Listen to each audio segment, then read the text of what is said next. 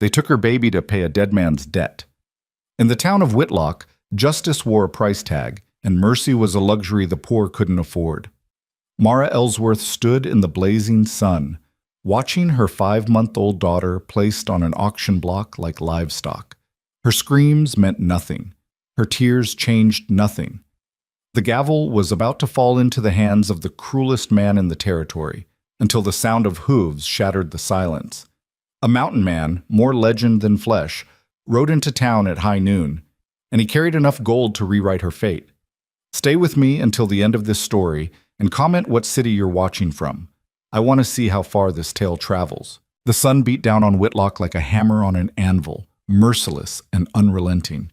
The kind of heat that made the air shimmer and turned the dirt streets into rivers of dust. Mara Ellsworth stood at the base of the courthouse steps, her hands clenched so tight her nails drew blood from her palms. Around her, the crowd pressed close. Farmers, miners, merchants, curiosity seekers, all drawn by the promise of spectacle. But this wasn't entertainment. This was her life being torn apart in broad daylight. "Lot number 17, announced Sheriff Drummond, his voice booming across the square. He was a thick-necked man with a handlebar mustache and eyes that had long ago stopped seeing people as anything more than problems to be managed. One female infant, approximately 5 months of age. Healthy, no defects. Opening bid is $20. Mara's knees buckled. She would have fallen if not for the rough hand of Deputy Hayes gripping her elbow, holding her upright like a prisoner at sentencing. "This is insane," Mara's voice cracked as she lunged forward. "She's not property. She's my daughter." The sheriff didn't even glance her way. The deceased owed substantial debts to multiple creditors. Under territorial law, all assets of the estate, including dependents, may be seized to satisfy outstanding obligations. "My husband's debts died with him," Mara screamed, her voice raw. "James is dead. He's been dead for 3 months. You can't—" "Can't I?" Sheriff Drummond finally looked at her, his expression carved from stone. "Mrs. Ellsworth, your husband borrowed money from half the businesses in this town. He borrowed from the bank, the mill, the company store. He even borrowed from private citizens. That money doesn't just disappear because he had the poor judgment to get himself killed in a mine collapse." A murmur rippled through the crowd. Some faces showed pity. Most showed nothing at all. In Whitlock, debt was sin, and poverty was contagious. On the courthouse steps, elevated above the crowd like an offering to cruel gods, sat a wooden cradle. Inside it, wrapped in a thin cotton blanket, was Hope, Mara's daughter, her only reason for drawing breath since James died. The baby's dark curls were damp with sweat, her tiny fists waving in the air, oblivious to the nightmare unfolding around her. $20, came a voice from the crowd, a leathery prospector with more beard than face. Mara's heart lurched. "No, please, God, no." $25, countered a woman in a severe black dress, a boarding house owner known for working orphans like pack animals. The sheriff raised his gavel. "25, do I hear 30? $50. The crowd parted like the Red Sea. Silas Thorne stepped forward, and the temperature seemed to drop despite the blistering heat. He was a tall man, whip-thin, dressed in an expensive suit that seemed obscene in the dusty square. His silver-topped cane clicked against the wooden steps as he ascended toward the cradle. Everything about him spoke of money and power. The gold watch chain across his vest, the rings on his fingers, the way people instinctively stepped back when he passed. Silas owned the largest silver mine in the territory. He also owned the bank, the general store, and half the land in the county. Some said he owned the sheriff too, though Drummond would never admit it. $50, Silas repeated, his voice smooth as snake oil. "And I'll settle the remainder of the late Mr. Ellsworth's debts, all of them. Consider it an act of Christian charity." Mara felt bile rise in her throat. Everyone knew what kind of charity Silas Thorne practiced. His mines were graveyards. His workers were slaves in all but name. And the women who disappeared into his mansion on the hill were never quite the same when they emerged, if they emerged at all. "You can't give him my baby!" Mara broke free from the deputy's grip and threw herself at the steps. "I'll work. I'll pay back every penny. I swear to God I'll—" Silas looked down at her the way a man might regard a beetle on his boot. "My dear Mrs. Ellsworth, you couldn't pay back these debts in 3 lifetimes. Your husband was a fool with money, and it seems with women. He left you with nothing but bills and this infant.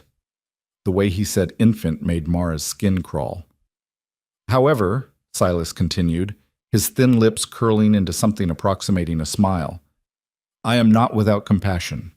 The child will be well cared for in my household. She'll be fed, clothed, educated, far better than you could provide living in that hovel you call a home. That hovel is all I have left, Mara's voice broke. And she's my daughter, mine. You can take the house, take everything else, but not her. Please, not her. Sheriff Drummond raised his gavel. Mr. Thorne's bid stands at $50 plus settlement of remaining debts, totaling approximately $300. Going once? I'll double whatever you earn, Mara sobbed. I'll work the mines myself. Going twice. Someone help me, please. Mara's gaze swept the crowd, searching desperately for a friendly face, for anyone with the courage to stand against Silas Thorne. But she found only averted eyes and uncomfortable shuffling. These people had their own problems, their own debts, their own fears. The gavel began its descent. Then a sound cut through the square like a thunderclap. Crack! The report of a rifle shot froze everyone in place. The bullet hadn't hit anyone. It had struck the wooden post beside the sheriff's head, close enough that splinters rained down on his hat. Sheriff Drummond's face went white. What in the hell? The crowd scattered like startled birds, people diving for cover behind wagons and water troughs. In the sudden clearing of bodies, Mar could see to the far end of the square, where the road from the mountain pass opened into town. A lone rider sat motionless on a massive gray stallion. Even from a distance, the figure was imposing. The man was huge, easily 6.5 feet tall, with shoulders that seemed to span half the horse's width. He was dressed in furs and leather, with a wide-brimmed hat pulled low over his face. A rifle rested across his saddle, still smoking from the warning shot. The whispers started immediately. Mountain man. Ain't seen one in town for years. Look at the size of him. That's not a man, that's a grizzly bear in a coat. The rider urged his horse forward. The hoofbeats echoed in the stunned silence, slow and deliberate. As he drew closer, Mara could make out more details. His face was heavily bearded, weathered, and scarred, with eyes the color of winter ice. He looked like something carved from the mountain itself, ancient, immovable, dangerous. But it was his eyes that stopped Mara's heart. She knew those eyes. The memory hit her like a physical blow. 10 years ago. A blizzard that had buried the mountain pass in 8 feet of snow. She'd been 17, newly arrived in Whitlock with her father, when she'd found the dying man half frozen in a snowdrift at the edge of town. Against her father's warnings, she dragged him inside, thawed his frozen limbs by the fire, fed him broth, and sat vigil for 3 days while fever tried to claim him. When he'd finally woken, those ice-blue eyes had locked onto hers with an intensity that had terrified and fascinated her in equal measure. He'd stayed only long enough to regain his strength, spoke perhaps 20 words total, and then disappeared back into the mountains before dawn one morning, leaving nothing behind but a hand-carved wooden bird on her windowsill. She'd never expected to see him again. But here he was, a decade later, arriving like an answer to a prayer she hadn't known how to voice. The mountain man halted his horse 20 feet from the courthouse steps. He dismounted with a fluid grace that seemed impossible for someone his size. His boots hit the ground with a heavy thud that Mara felt through the soles of her worn shoes. Sheriff Drummond found his voice first. You just discharged a firearm within town limits and nearly killed a lawman. I could hang you for that. The mountain man's gaze didn't waver. When he spoke, his voice was deep and rough, like stones grinding together. Wasn't aiming to kill. If I was, you'd be dead. A chill ran through the crowd. There was no bravado in the statement, no threat, just simple fact. Silas Thorne stepped forward, his cane clicking. This doesn't concern you, stranger. This is a legal proceeding, sanctioned by territorial law. Whatever grievance you imagine you have, no grievance. The mountain man reached into his coat. Half the crowd flinched and pulled out a leather pouch. It landed on the courthouse steps with a heavy metallic sound that made everyone's eyes widen. How much? Sheriff Drummond blinked.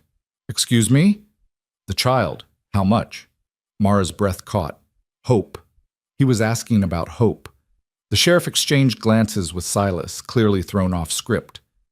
The current bid is $50 plus debt settlement. $300 total. The mountain man's jaw tightened. Opened the pouch. Deputy Hayes, hands shaking, picked up the leather bag and loosened the drawstring. Gold coins spilled onto the steps, glinting in the savage sunlight. The crowd gasped collectively.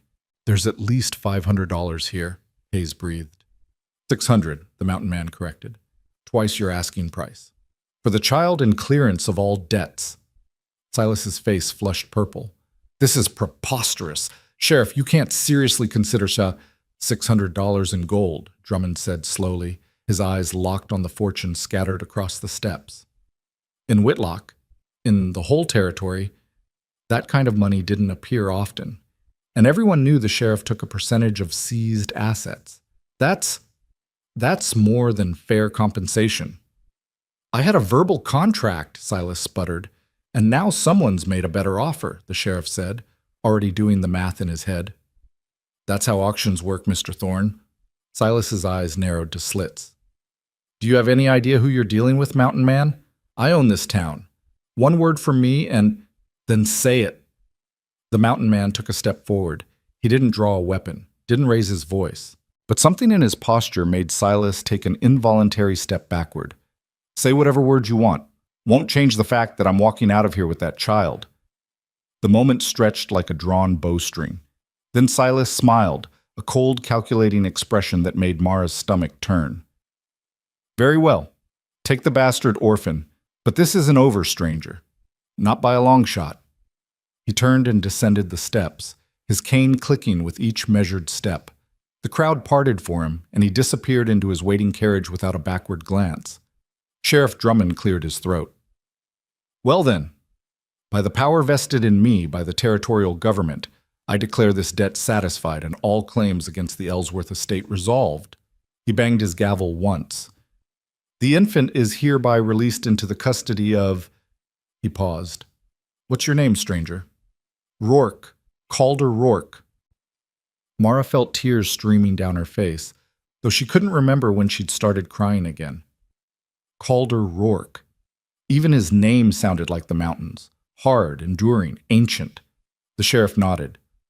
"Mr. Rourke, you have legal custody. The gold will be distributed to satisfy the creditors. Deputy Hayes, return the child to—" He trailed off, suddenly unsure. The baby couldn't go with the mountain man. That would be absurd. But legally, Calder now owned the claim to the child. Calder solved the problem by turning to Mara for the first time. Those ice-blue eyes met hers, and she saw something flicker in their depths. Recognition, maybe, or memory. "The mother comes too," he said simply. Drummond frowned. "Now, hold on. That wasn't part of the mother comes too." Each word fell like an axe blow. "Or you can keep your courthouse steps and your crooked auction, and I'll take the gold back." Mara found herself nodding frantically. Yes, I'll go. Anywhere. I'll go. Just let me have my daughter." The sheriff looked between them, clearly calculating whether this was worth the trouble. Finally, he waved a dismissive hand. "Fine. Take them both. Just get out of my town before Silas changes his mind." Calder climbed the steps in 3 long strides. He stopped before the cradle, and for a moment, Mara saw something crack in his stony expression. His massive hands, scarred and calloused, hands that had killed and built and survived, reached down with surprising gentleness and lifted Hope from her cradle. The baby, who had been fussing, immediately quieted in his arms. She looked up at him with wide, curious eyes, and one tiny hand reached up to grasp his beard. Something like pain crossed Calder's face. Then he turned and descended the steps, carrying Hope as if she were made of spun glass. He stopped beside Mara, who stood frozen, unable to process what was happening. "Can you ride?" His voice was gentler now, though still rough. Mara nodded, not trusting her voice. "Then get on the horse. We're leaving. Now." She didn't argue, didn't ask questions. She simply climbed onto the massive gray stallion, and Calder handed Hope up to her before mounting behind them. His arms came around both of them, holding the reins, and Mara felt the solid warmth of him at her back, a wall between her and the town that had tried to destroy her. "Wait!" a voice called out.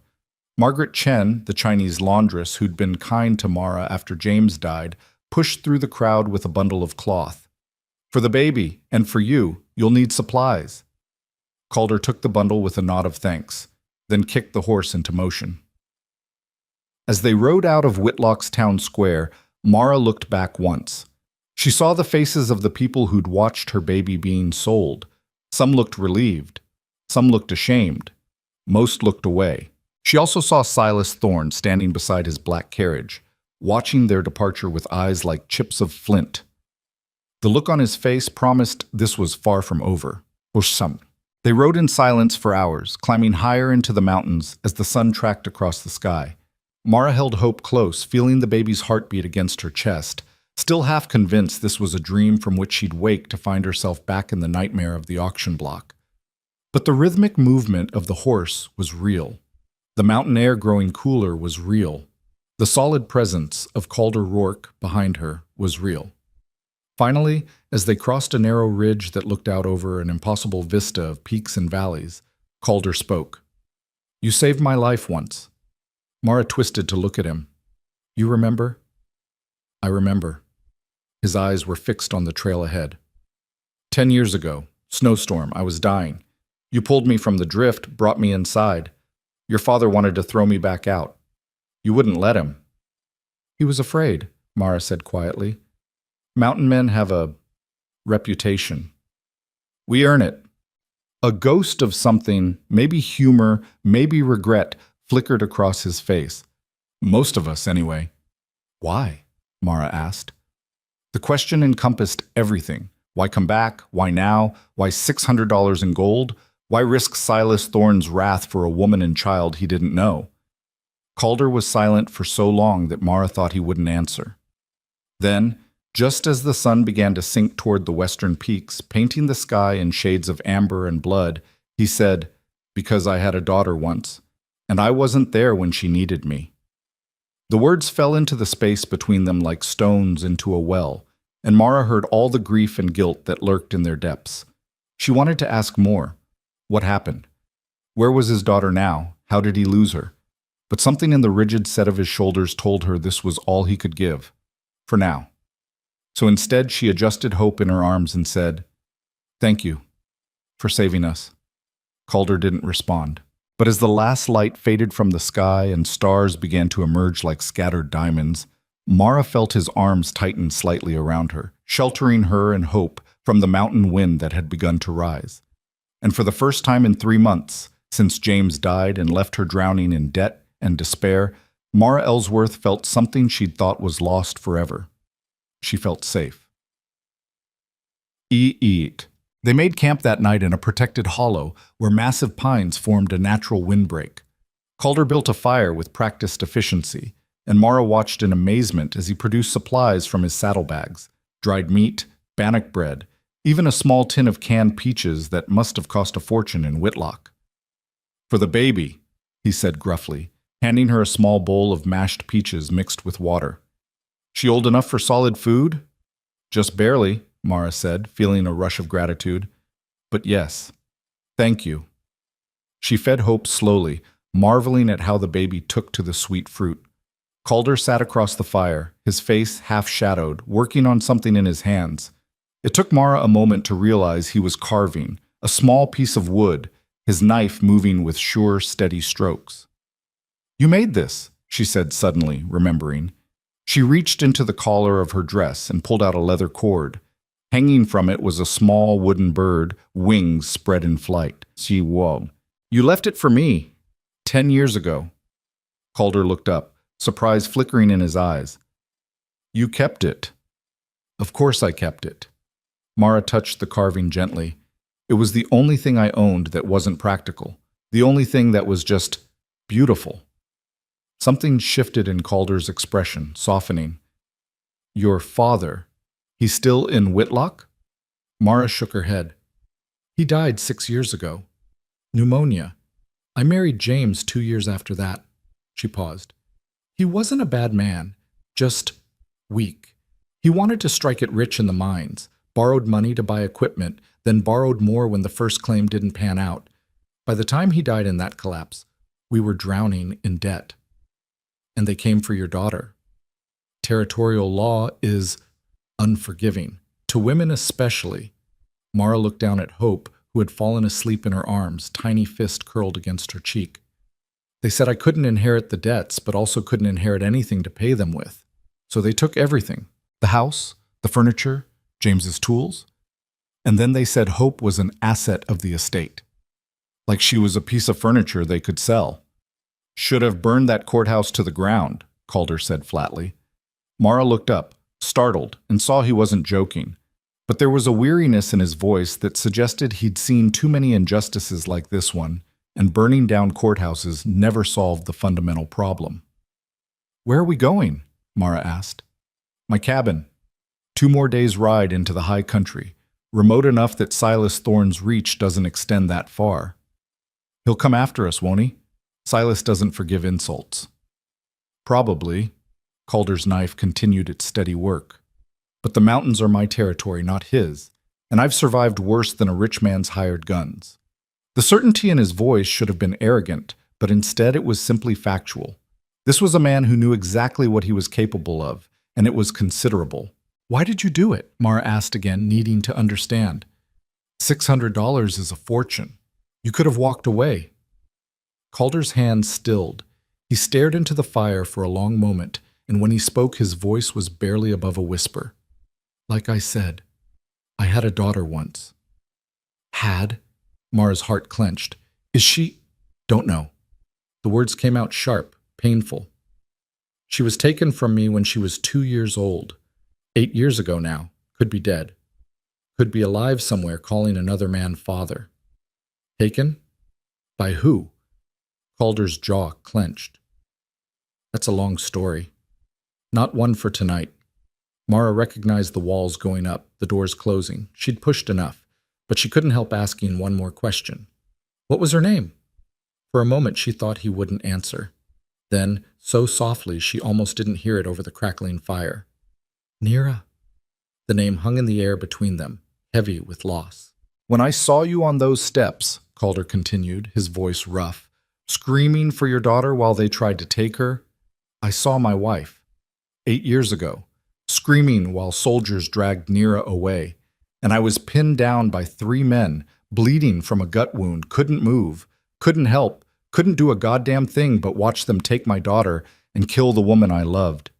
Mara's breath caught. Calder? I swore that day that I'd never be that helpless again, that if I ever saw another woman fighting for her child, I'd be the man who showed up, the man I should have been for my own family. Tears blurred Mara's vision. You didn't fail them. You were wounded. Doesn't matter. Calder's voice was flat, final. I failed. And I've spent 8 years living with that failure, searching for Nira when I can, surviving when I have to, waiting for a chance to make it right. Is that what today was? Making it right? Maybe. He looked across the fire at her, and in his eyes she saw a depth of pain that made her own losses seem small. Or maybe I'm just tired of watching people get crushed by bastards like Silas Thorne and not doing anything about it. Mara wanted to say something profound, something that would ease the burden she could see crushing him, but what could she say that wouldn't sound empty? Instead, she simply said, Thank you for being the man who showed up. Calder nodded once, then returned to his carving. The knife whispered against wood, and the fire crackled, and Hope slept peacefully in Mara's arms. And for that moment, in a temporary camp on a mountainside, 3 broken people found a fragile peace. Mara woke to the sound of movement. Dawn was just breaking, painting the sky in shades of rose and gold. Across the dead fire, Calder was already packing up camp with quiet efficiency. Hope stirred in her arms, making small, hungry sounds, and Mara realized with a pang of anxiety that she had no supplies for the baby beyond what Margaret had provided. No extra clothes, no blankets, no... Here! Calder appeared beside her with a canteen of water and more of the mashed peaches. Feed her. We'll reach a trading post by midday. Can get proper supplies there. Mara took the offered food gratefully. You've done this before. Cared for a baby, I mean. Something flickered across his face. Nira wasn't always two. Had to learn, same as any father. Your wife, what was her name? Anahita. The name came out like a prayer. She was Shoshone. Most beautiful woman I ever saw, not just her face, but her spirit. Fierce and gentle at the same time. She could track a deer through stone country, deliver a breech foal, sing songs that would make grown men weep. And she loved that little girl more than life itself. How did you meet? Calder sat back, his eyes distant with memory. I was running from something stupid. Bar fight gone bad. Man died who didn't deserve to. Came into the mountains to disappear. Found Anahita's tribe instead, or rather, she found me. Half dead from exposure again. Seemed to be my specialty back then. A ghost of a smile. She nursed me back to health. I stayed for a week, then a month, then a season. By the time the snow melted, I knew I couldn't leave. So you joined her people? Tried to. Some accepted me, some never did. Can't blame them. White men hadn't exactly earned the Shoshone's trust. But Anahita's father was the chief, and he saw something in me worth saving. Taught me their ways, their language. Let me marry his daughter. His voice dropped. Best 3 years of my life. What happened? Mara asked gently. Calder's expression hardened. The cavalry patrol came through, looking for hostiles. Some young fool had stirred up trouble at a fort 200 miles away, and now every native camp was suspect. They demanded we relocate to a reservation. Chief refused. This was our land. We had a treaty. The lieutenant didn't care about treaties. He paused, his hands clenching and unclenching. They opened fire. I tried to protect Anahita and Nira, but there were too many of them. I took 3 bullets, went down hard. Last thing I saw before I blacked out was soldiers dragging Nira away while Anahita fought them like a wildcat. His voice cracked. They shot her. Right there. In front of our daughter. She died trying to protect Nira. Oh God, Mara breathed. When I came to, 2 days later, I was in a ravine where someone had dragged me. Probably thought I was dead. The camp was burned. Most of the tribe scattered or killed, and Nira, he shook his head. Gone. I spent 2 years searching every fort, every orphanage, every adoption record I could find. Nothing. It's like she vanished into smoke. But you haven't stopped looking. Can't stop. Won't stop. His eyes met hers, and she saw the iron determination that had kept him alive through unimaginable loss. She's out there somewhere. I know it. And one day, I'll find her. Mara's heart ached for him. Calder, 8 years is a long time. She would have been so young when she was taken. She might not even remember. I know. His voice was harsh. I know she probably doesn't remember me. Doesn't remember her mother. Probably thinks she's white, has some fake name, some fake family story. But she's my daughter. And even if she never knows it, I need to find her. Need to know she's alive, she's safe, she's... He couldn't finish. Mara reached across the space between them and touched his hand. We'll find her. I promise. However I can help, I will. Calder looked at her hand on his, and for a moment she thought he'd pull away. Instead, he turned his hand over and squeezed gently, just once, before letting go. Better get moving, he said, his voice gruff again. Long ride ahead. Net. The trading post appeared at midday, exactly as Calder had predicted. It was a rough collection of buildings huddled at the junction of 2 mountain trails.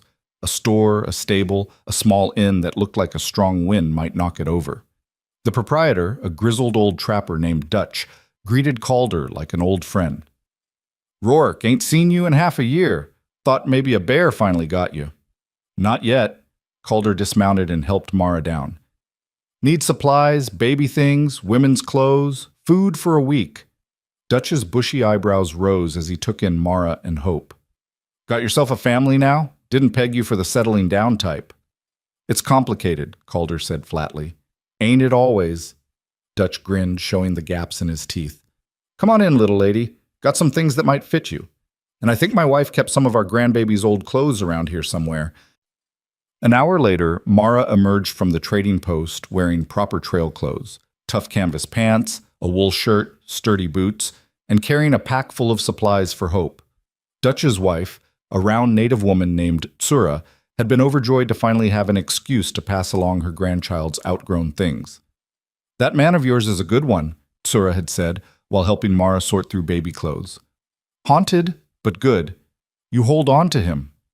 "He's not we're not," Mara had stammered. Tsura had just smiled knowingly. "Not yet, but you will be. A woman knows these things." Now, watching Calder secure their supplies to his horse, while Dutch regaled him with the latest mountain gossip, Mara felt a strange flutter in her chest.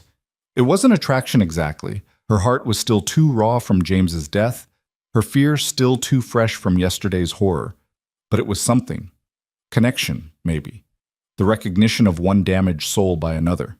"Heard some news you might want to know," Dutch was saying, his voice lowering. "Silas Thorne sent men out this morning, asking about a big mountain man and a woman with a baby, offering $100 for information." Calder's expression darkened. "How many men?" 4, 5 maybe. Hired guns, from the look of them. Real professionals, not Silas's usual thugs. "They know which way we headed?" "Not yet, but someone will talk eventually. $100 is a fortune to most folks around here." Calder nodded grimly. "Thanks for the warning. You need help, you come back here. Me and Tsura, we'll stand with you." "Appreciate it," Calder clasped Dutch's shoulder. "But I'd rather not bring trouble to your door if I can help it." They rode out within the hour, climbing higher into terrain that grew progressively more rugged. The trail narrowed to barely more than a deer path, winding between massive pines and across streams running fast with snowmelt. "How much farther?" Mara asked as the afternoon sun began its descent. "Should reach the cabin by nightfall, if we keep this pace." But Hope, as if sensing the tension in the air, began to fuss, then to cry, then to wail with the impressive lung capacity of a distressed 5-month-old. Mara tried everything, singing, rocking, offering food. Nothing worked. The baby's cries echoed through the mountains, and every time Mara felt Calder tense behind her, she knew what he was thinking.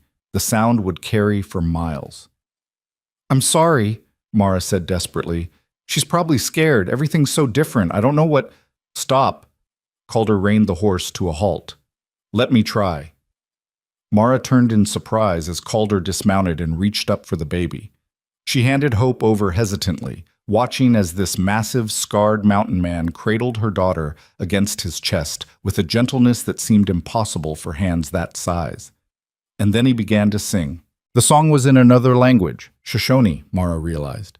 Calder's deep, rough voice shaped the unfamiliar syllables into a melody that was at once haunting and beautiful. It spoke of mountains and rivers, of the wind through the pines, of a mother's love that transcended death. It was a lullaby. For his daughter, once upon a time. Hope's cries gradually subsided. Her tiny fist curled into Calder's fur vest, and her eyes began to droop. Within minutes, she was asleep again, peaceful in his arms. Calder stood very still, looking down at the baby with an expression of such naked grief that Mara felt tears spring to her eyes. "Nira loved this song," he said softly. "Anahita would sing it every night. After she died, I couldn't bear to. This is the first time I've sung it in 8 years. Mara slid down from the horse and stood beside him, not touching, just present. "Thank you," she whispered. Calder nodded, his jaw tight. Carefully, he handed Hope back to Mara and remounted the horse in one smooth motion. But as they rode on through the gathering dusk, Mara heard him humming quietly. That same lullaby, a bridge across 8 years of grief, connecting the past to this fragile present. The cabin appeared as the last light was dying from the sky, a solid structure of logs and stone built into the mountainside itself. It was larger than Mara expected, with a covered porch and a stone chimney from which thin wisps of smoke already rose. Calder must have banked the fire when he left days ago, keeping the embers alive. Inside it was Spartan, but well built. One large main room with a massive stone fireplace, a sleeping loft accessible by ladder, shelves lined with books and supplies, furs and blankets stacked neatly in corners. Everything spoke of a man who'd built a fortress against the world, a sanctuary where he could exist without the complications of civilization. But there were also touches of softness, wildflowers dried and hanging from the rafters, carved wooden animals lining a shelf, a star quilt folded carefully on the single chair. Evidence of a woman's touch, preserved like museum pieces.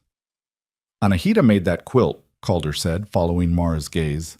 Took her a whole winter, said it was for our home when we finally had one. It's beautiful. She was beautiful. He moved to the fireplace and began building up the banked coals into a proper fire. You and the baby can take the loft. I'll sleep down here. Calder, this is your home. We're the intruders. Your guests. His tone left no room for argument. And you've been through hell. Take the comfortable bed. I've slept in worse places. Too exhausted to argue, Mara climbed the ladder to the loft. It was cozy up there, with a real feather mattress and more blankets than one person could possibly need. She laid Hope down carefully, building a barrier of rolled blankets to keep her from rolling off the edge, then collapsed beside her daughter. Below, she heard Calder moving around. The clank of pots, the scrape of a chair, the sound of water being poured. Normal, domestic sounds that seemed surreal after the chaos of the past 2 days. Mara closed her eyes, intending to rest for just a moment before going down to help with dinner.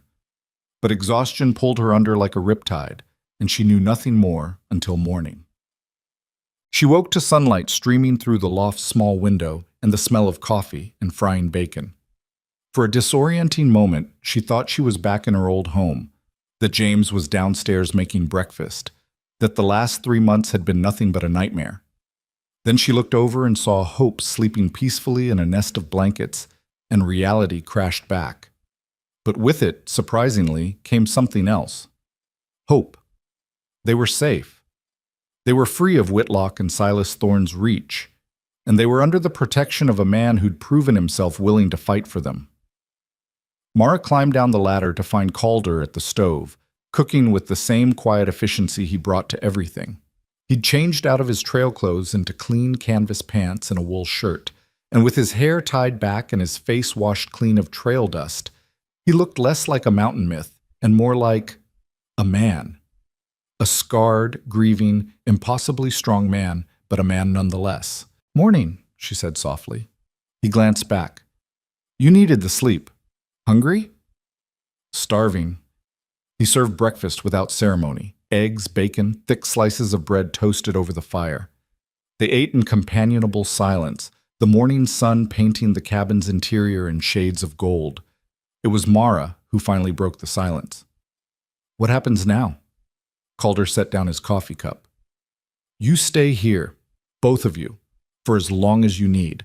I'll ride into town occasionally for supplies, keep an ear out for news about Silas, but mostly, you lay low, let people forget about you. And then? And then you decide what you want to do. Stay here, start over somewhere else, I don't care. But you're not going back to Whitlock, and you're not letting men like Silas Thorne dictate your life anymore." There was a fierce protectiveness in his voice that made Mara's throat tight. "I meant what I said," she told him, "about helping you find Nira. I'm good with records, with research, and I know what it's like to be desperate for information. Let me help." Calder studied her for a long moment. Then he stood and crossed to a shelf, pulling down a worn leather journal. He set it on the table between them and flipped it open. Pages and pages of notes, names, dates, places, sketches of a little girl's face drawn from memory, showing how she might look at different ages, maps with locations marked and crossed out. A methodical, heartbreaking record of 8 years of searching. "I've been to every orphanage within 300 miles, Calder said. Every church that places children, every fort that might have records. Nothing. It's like she vanished." Mara studied the sketches. The little girl had Calder's strong features, but softer, more delicate, dark eyes that held hints of mischief, a smile that could light up the world, and behind her left ear, in every sketch, a distinctive crescent-shaped birthmark. "This birthmark," Mara said. "Is it accurate?" "Yes." "Why?" "Because that's something they couldn't hide or change. Hair can be cut, names can be changed, memories can fade. But a birthmark," Mara felt excitement building. "That's permanent, that's provable. That's how we'll find her." For the first time since she'd met him, Mara saw something like hope flicker in Calder Rourke's ice-blue eyes. And in that moment, she realized that this wasn't just about repaying a debt. This wasn't just about gratitude for being rescued. This was about two broken people finding a reason to fight, together.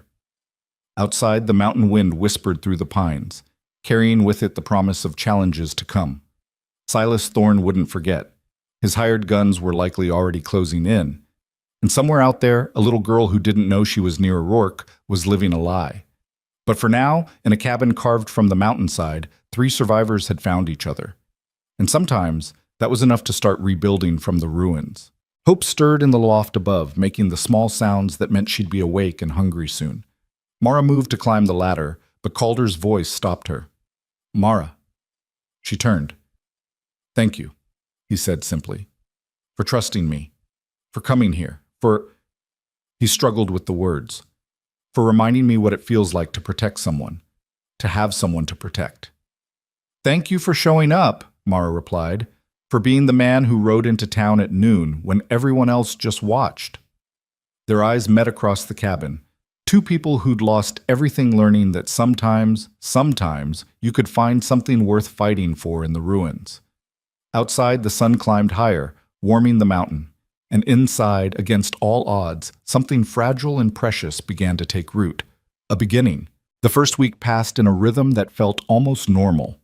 Mara learned the routines of mountain life, how to fetch water from the spring behind the cabin without disturbing the deer that drank there at dawn, how to bank the fire so it would last through the night, how to read the sky for coming weather.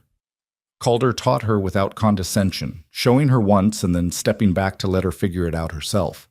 Hope thrived in the mountain air. Her cheeks grew rosy, her laugh came more easily, and she developed a particular fondness for grabbing fistfuls of Calder's beard whenever he held her. He pretended to be annoyed, but Mara caught him smiling when he thought she wasn't looking.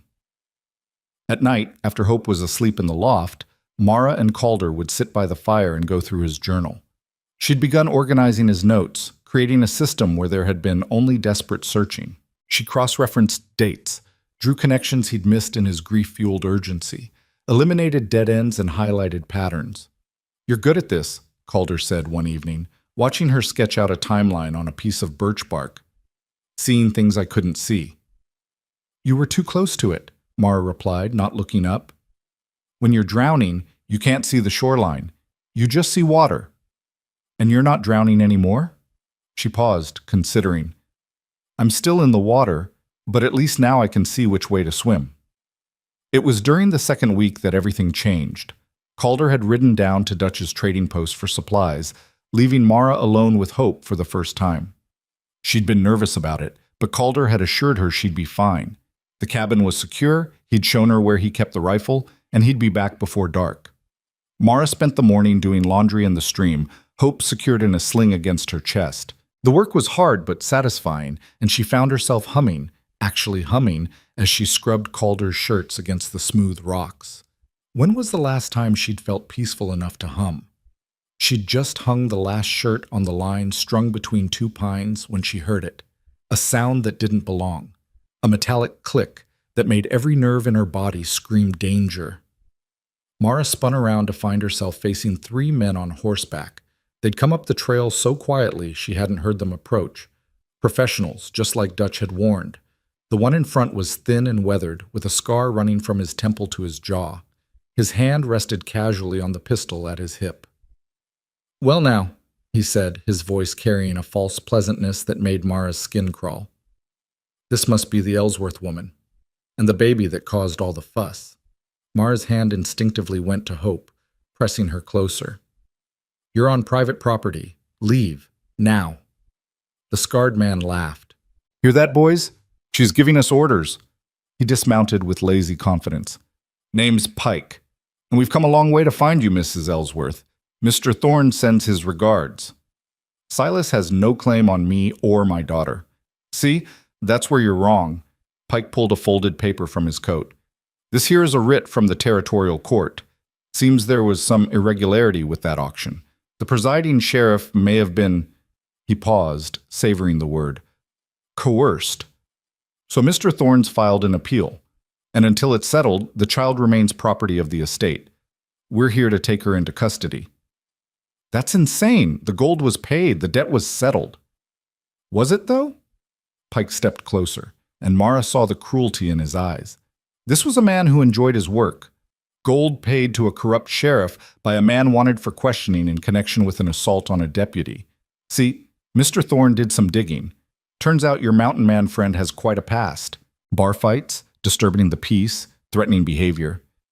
And that business with the rifle in the town square. That's assault with a deadly weapon. Mara's mind raced. It was all lies, all twisted half-truths designed to give Silas legal cover for what was really just revenge. But the paper in Pike's hand looked official enough, and out here, might made right more often than justice did. I'm not giving you my daughter. Pike sighed. Now, that's disappointing. We were hoping to do this civilized-like, but if you want to make it difficult. He gestured, and the other two men dismounted. One of them was massive, easily as big as Calder but gone to fat. The other was wiry and quick-moving, with eyes that never stopped scanning for threats. Mara backed toward the cabin. If she could get inside, bar the door, get to the rifle. Pike moved faster than she would have thought possible. His hand clamped around her arm like a vice, jerking her to a stop. Hope, crushed between them, began to scream. "Don't make me hurt you," Pike said softly. "Just hand over the baby, and we'll be gone. Simple as that." "Let go of me!" Mara drove her elbow back into Pike's ribs with all her strength. He grunted but didn't release her. Instead, he twisted her arm behind her back, forcing her to her knees. "Told you we'd have to do this the hard way," he said to his companions. "Dutch, take the kid." The massive man reached for Hope, and something primal exploded in Mara. She bit down on Pike's hand with all the force she could muster, tasting blood. Pike howled and released her long enough for Mara to scramble away, still clutching Hope. She ran for the cabin, made it 3 steps before the wiry man tackled her from behind. She hit the ground hard, managing to twist at the last second so her body cushioned Hope's fall. The impact drove the air from her lungs, and for a terrifying moment she couldn't breathe, couldn't move, couldn't do anything but hold her screaming daughter and wait for them to rip her away. Then a rifle shot split the air. Everyone froze. Calder stood at the edge of the clearing, still mounted on his horse, rifle raised. But he wasn't alone.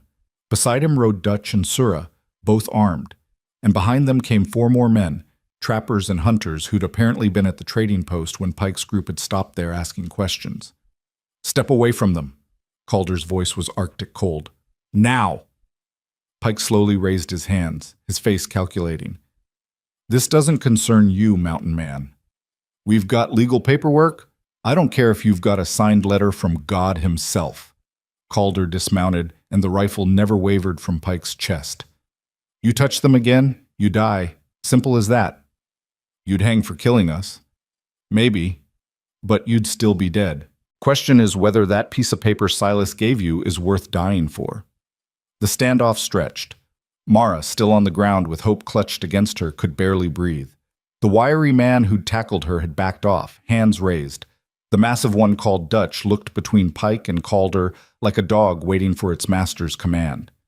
Pike's hand twitched toward his pistol. Calder's rifle tracked the movement. "Do it. Please, give me the excuse." Something in Calder's voice, the absolute certainty that he would follow through, that he'd killed before and wouldn't hesitate to do it again, made Pike's hand freeze. "This isn't over," Pike said finally, backing toward his horse.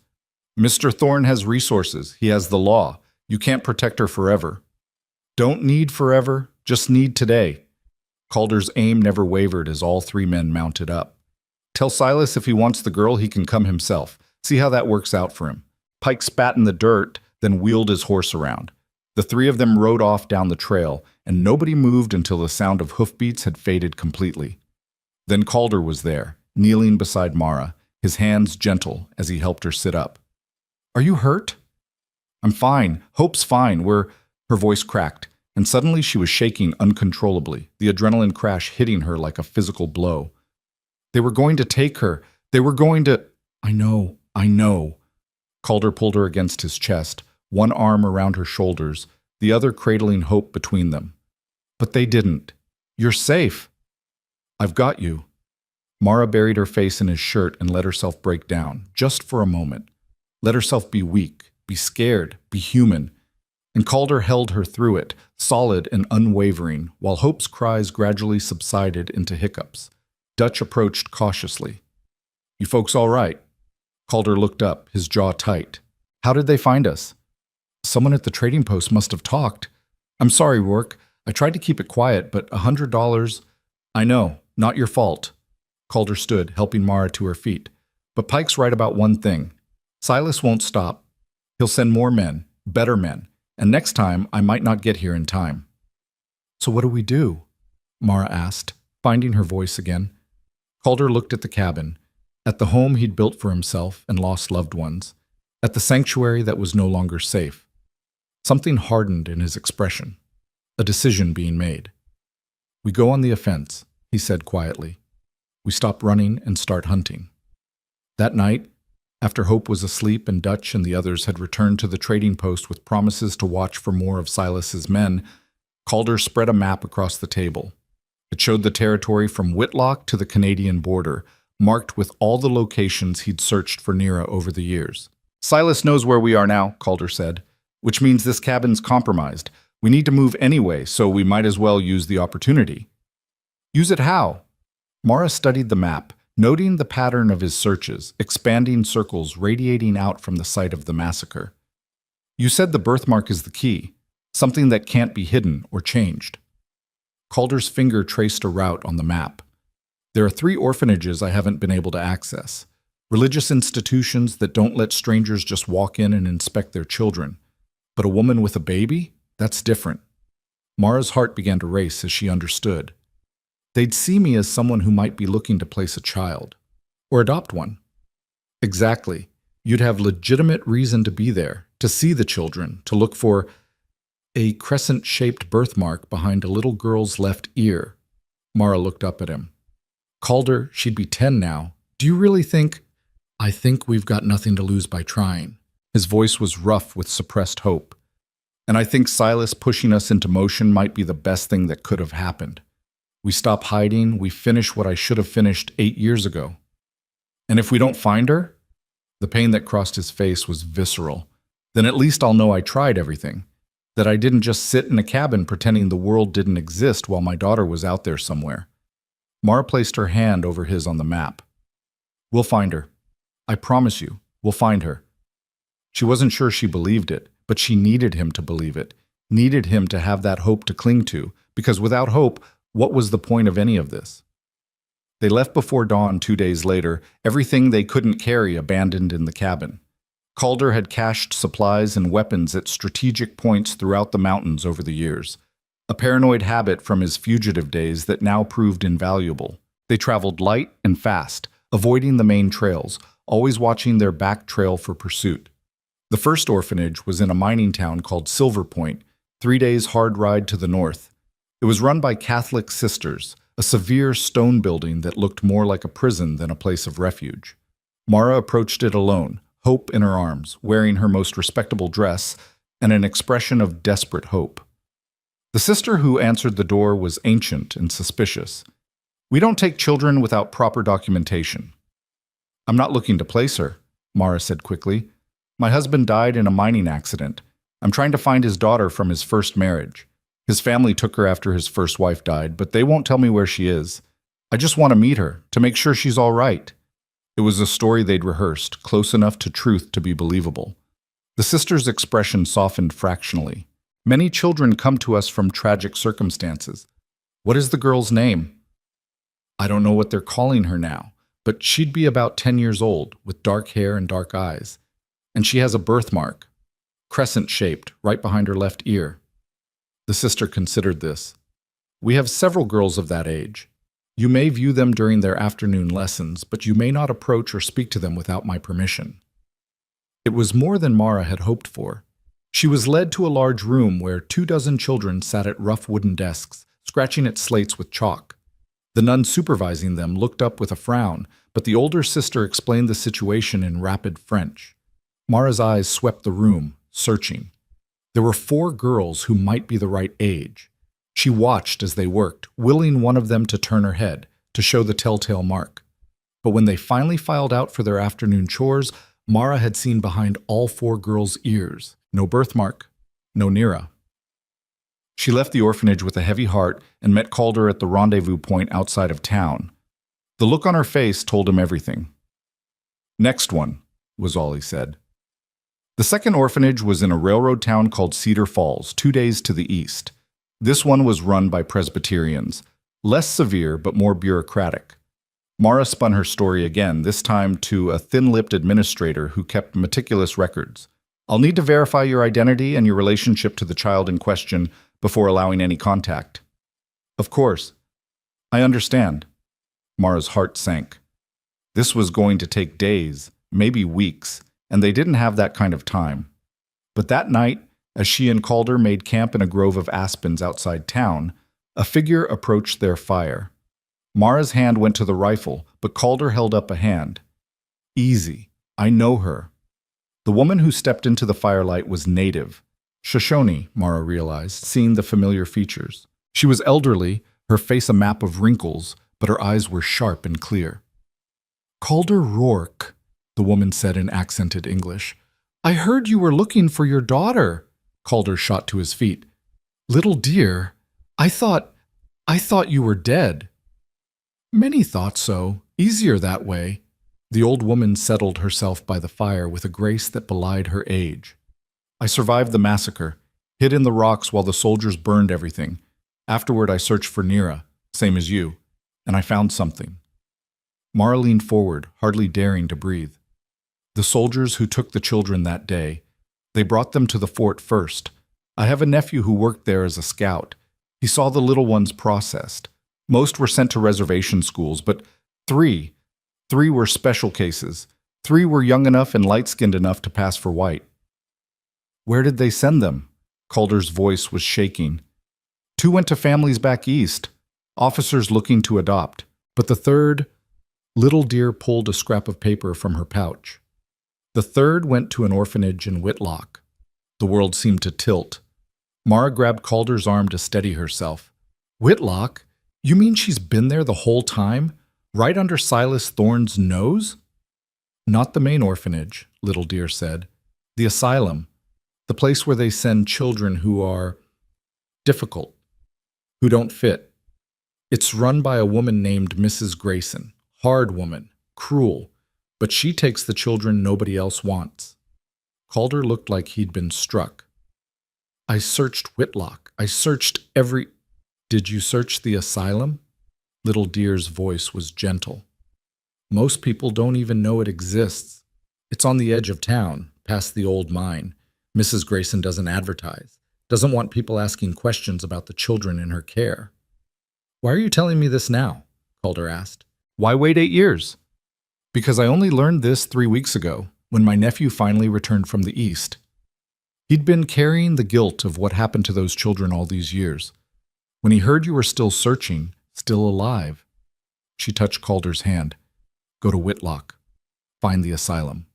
But be careful. Silas Thorne has many eyes in that town. She stood to leave, but Mara called out, Wait, how will we recognize her? If her name's been changed, if she doesn't remember... The birthmark, Little Dear said. Anahita's mark.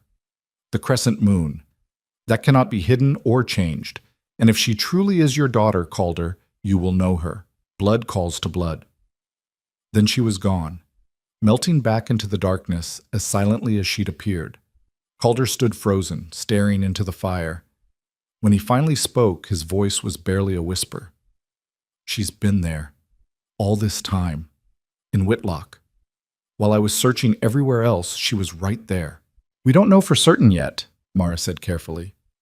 I know. He looked at her, and the hope and fear warring in his eyes was almost too much to bear. I feel it. Here. He pressed a fist to his chest. She's there. My daughter is in Whitlock. Then we go to Whitlock. Mara took his hands, but carefully. Silas knows we're alive. His men are looking for us. If we walk into that town, we're walking into a trap. I don't care. Yes, you do, because if we get caught or killed, who saves Nira then?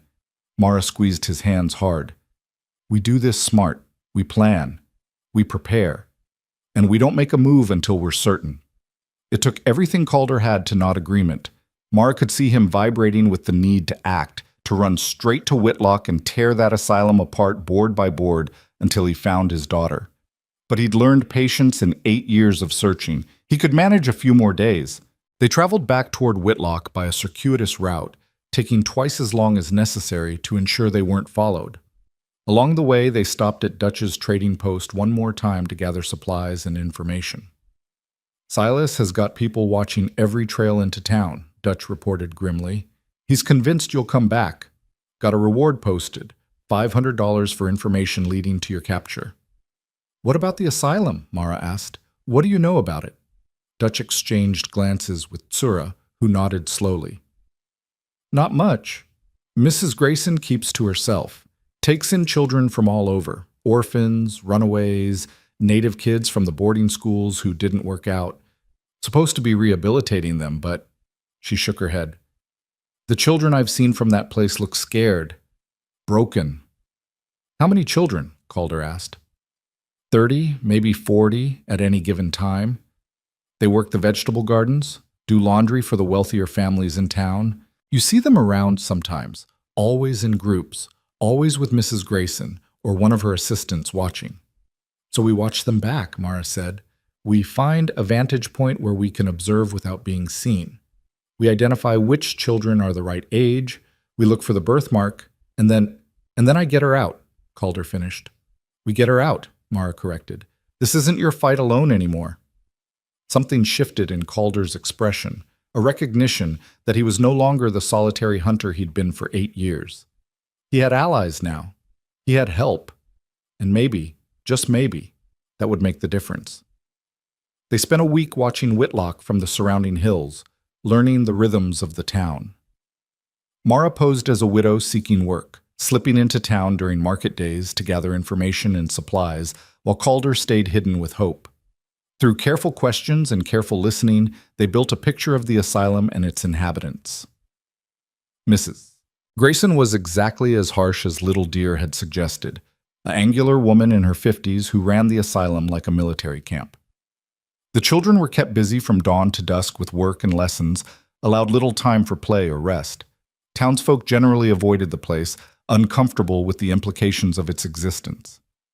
And then, on the 8th day of watching, they saw her. A girl emerged from the asylum's main building carrying a basket of laundry. She was small for 10, thin and hollow-cheeked, with dark hair pulled back in a severe braid. She wore a gray institutional dress and moved with the mechanical efficiency of someone who'd learned not to draw attention to herself.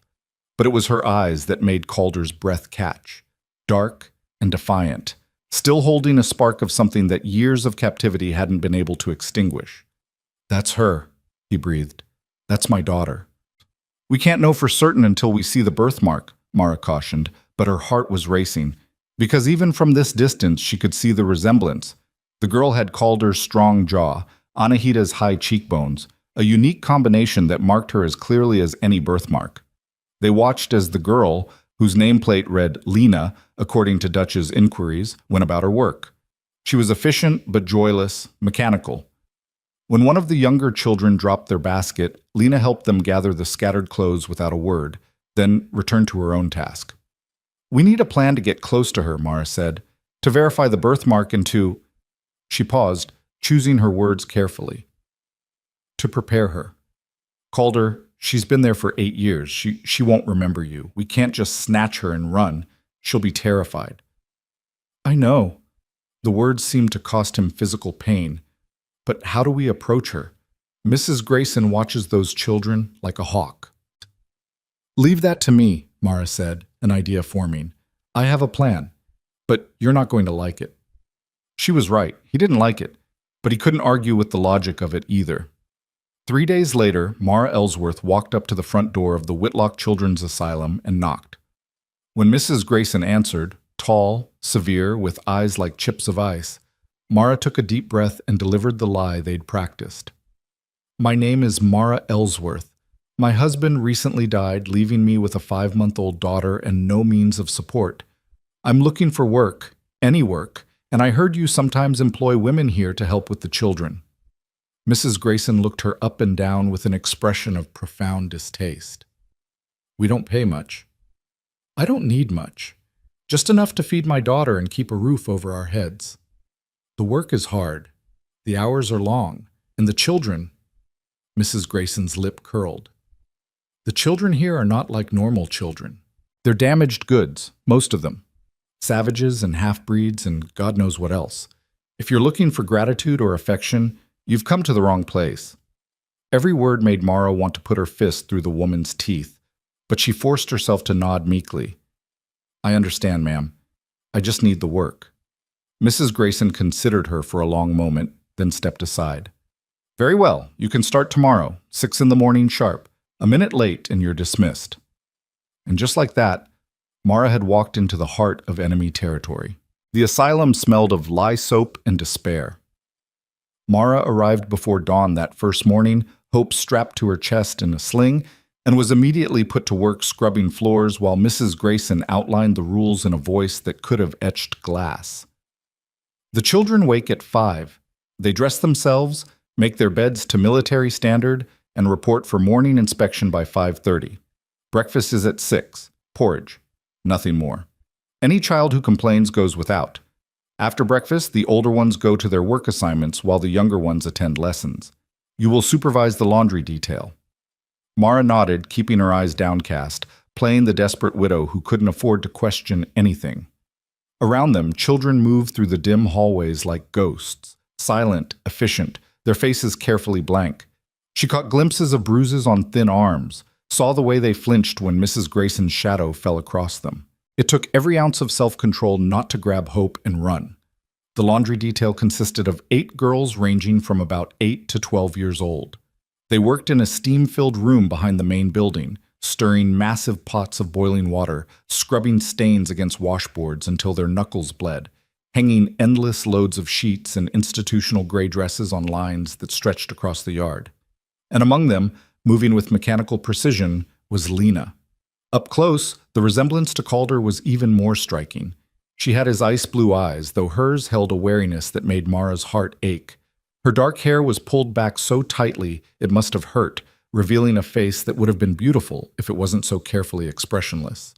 Mara forced herself to wait, to observe, to not rush. For 3 days, she simply did her job, supervising without cruelty, helping when the younger girls struggled with the heavy washpots, keeping Hope nearby in a makeshift crib fashioned from a laundry basket. Mrs. Grayson watched her like a hawk at first, but gradually seemed satisfied that Mara was sufficiently cowed and desperate. It was on the 4th day that Mara finally saw it. One of the younger girls had burned herself on the edge of a washpot and was crying quietly, trying not to draw attention. Lena moved to help her, tilting her head to examine the burn, and for just a moment her hair shifted. There, behind her left ear, clear as day, a crescent-shaped birthmark. Mara's breath caught. She turned away quickly, pretending to check on Hope, her hands shaking. They'd found her. After 8 years of searching, endless dead ends and false hopes, they'd actually found Calder's daughter. Now came the hard part. That evening, after the children had been fed their meager dinner and sent to their dormitories, Mara lingered in the laundry room. Mrs. Grayson had already retired to her private quarters. The woman kept strict hours and expected her staff to do the same. But Mara had noticed that Lena often stayed late, finishing tasks that the younger girls had botched, trying to prevent them from being punished. Sure enough, as the sun set and the asylum grew quiet, Lena slipped back into the laundry room. She froze when she saw Mara, her whole body going rigid with the expectation of punishment. "It's all right," Mara said softly. "I'm not going to report you. I know you're just trying to help the little ones." Lena said nothing, but something flickered in her eyes. Surprise, maybe, or suspicion. In a place like this, kindness was probably a trap. "What's your name?" Mara asked, even though she already knew. "Lena." The girl's voice was hoarse, as if she wasn't used to using it. "Lena Grayson." The surname made Mara's stomach turn. Mrs. Grayson had given the girl her own name, claiming her like property. "How long have you been here, Lena?" "Always." Lena moved to the washpot she'd come to check, her movements efficient and practiced. "Mrs. Grayson says I came here when I was very small. Don't remember anywhere else." "Do you ever wonder about your family? About where you came from before?" Lena's hands stilled for just a moment. "Mrs. Grayson says I'm lucky to be here. Says my real family didn't want me. Says I should be grateful she took me in when nobody else would. The casual cruelty of it made Mara want to scream. Instead, she kept her voice gentle. What if that wasn't true? What if your real family did want you, but couldn't find you? Lena turned to look at her fully for the first time, and Mara saw intelligence in those blue eyes, sharp and calculating despite years of institutional suppression. Why are you asking me this? Because I know what it's like to have someone try to take your child away. Mara touched Hope, sleeping peacefully in her sling, and I know what it's like to be told you're worthless when you're not. You should leave, Lena said abruptly, before Mrs. Grayson finds you talking to me. She doesn't like the staff getting familiar with the children. I'm not afraid of Mrs. Grayson. Then you're stupid. But there was something in Lena's voice, not hostility, but warning, almost like concern. She's meaner than she seems, and she's connected to powerful people. Mr. Thorne from the mine, he's her cousin. She does him favors sometimes. Mara's blood ran cold. Of course. Of course Silas and Mrs. Grayson were related. In a town like Whitlock, cruelty recognized cruelty and formed alliances. What kind of favors? Lena shrugged, but her face had gone carefully blank again. Don't know, don't ask, safer that way. She moved toward the door, clearly done with this conversation, but Mara couldn't let her leave. Not yet, not without planting the seed that might save her life. Lena, the girl paused. If I told you that someone was looking for you, someone who loved you very much and never stopped searching, would you want to know? Lena's back went rigid. For a long moment, she didn't move. Then, without turning around, she said, People like me don't get happy endings, Mrs. Ellsworth. Better not to hope. She left, and Mara stood alone in the steam-filled room, her heart breaking for the child who'd learned not to dream of rescue. Over the next week, Mara slowly built a fragile trust with Lena. It wasn't easy. The girl had clearly learned that trust led to betrayal, that kindness was usually a prelude to cruelty. But Mara persisted, always gentle, never pushing, simply being present in a way that made no demands. She learned that Lena was the oldest of the asylum children, that she often protected the younger ones from Mrs. Grayson's worst rages, taking punishments meant for them. She learned that Lena could read and write better than most adults, having taught herself from discarded newspapers and books she found in the trash. She learned that despite everything, the girl had a fierce spark of defiance that years of abuse hadn't quite extinguished. And she learned that Silas Thorne visited the asylum twice a month, always leaving Mrs. Grayson with envelopes of cash. He's looking for someone, Lena confided one evening when they were alone in the laundry room. She'd started seeking out these moments with Mara, starved for adult conversation that didn't involve orders or criticism. A woman and a baby. Mrs. Grayson asks all the new staff about them. She asked about you, actually. Wanted to know if you'd seen a big mountain man on your way into town. Mara's heart hammered, but she kept her voice level. What did you tell her? Nothing. I don't tell her anything I don't have to. Lena looked at her directly. But you should know, she's suspicious of you. Says it's too much of a coincidence, you showing up right when Mr. Thorne is searching for someone. I'm just a widow looking for work. Maybe. Lena's eyes were too knowing. Or maybe you're something else. Either way, be careful. Mrs. Grayson might seem like just a mean old woman, but she's dangerous, and so is her cousin. That night, Mara met Calder at their prearranged spot, an abandoned mining shack on the outskirts of town. He'd been hiding there for 2 weeks, going slowly mad with the need to act, surviving on the supplies Mara smuggled out and the information she brought each night. It's her, Mara confirmed. I saw the birthmark. And Calder, she looks so much like you, the eyes especially. How Mrs. Grayson doesn't see it. She sees what she wants to see. Calder's voice was tight. A convenient orphan she can use for cheap labor. How is she? Is she hurt? She's surviving. Mara chose her words carefully. She's smart, she's strong, she's learned to be careful. But she's been hurt, Calder. Not just physically. 8 years in that place has taught her not to hope, not to trust. When we get her out, she's not going to run into your arms. She won't remember you. I know. He looked away, jaw clenched against emotion. I just need her safe, that's all. She doesn't have to remember me or love me or... His voice broke. I just need her safe. Mara took his hand. We'll get her out. But we need a plan. Mrs. Grayson is suspicious of me already, and Silas has the whole town watching for you. We can't just grab Lena and run. Why not? Because she won't come willingly, not with strangers. And if we try to force her, she'll fight, she'll scream, she'll draw attention. We need to prepare her first. We need to give her a reason to trust us. How? Mara pulled out a small object from her pocket, the wooden bird carving Calder had made for her 10 years ago. You make things, beautiful things, and Lena is smart enough to recognize a message when she sees one. Understanding dawned in Calder's eyes. You want me to make something for her, something that connects to her past, something only her father would know to make. That night, by the light of a single candle, Calder carved. His knife moved with the sureness of long practice, shaping wood into memory. When he was finished, he held up a small figure, a woman with long hair holding a baby, both wrapped in a blanket decorated with stars. Anahita used to wrap Nira in her star blanket, he said quietly, every night, and she'd sing the mountain song until Nira fell asleep. If anything survived in her memory, it would be that. Mara took the carving carefully. It was exquisite, every detail perfect, from the pattern of stars to the tender way the woman held the child. I'll give it to her tomorrow. Tell her, Calder's voice roughened. Tell her that her father never stopped looking, never stopped loving her.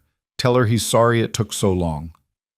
The next day, Mara waited until the afternoon, when Mrs. Grayson was occupied with a visiting inspector, and the children were scattered across their various work assignments.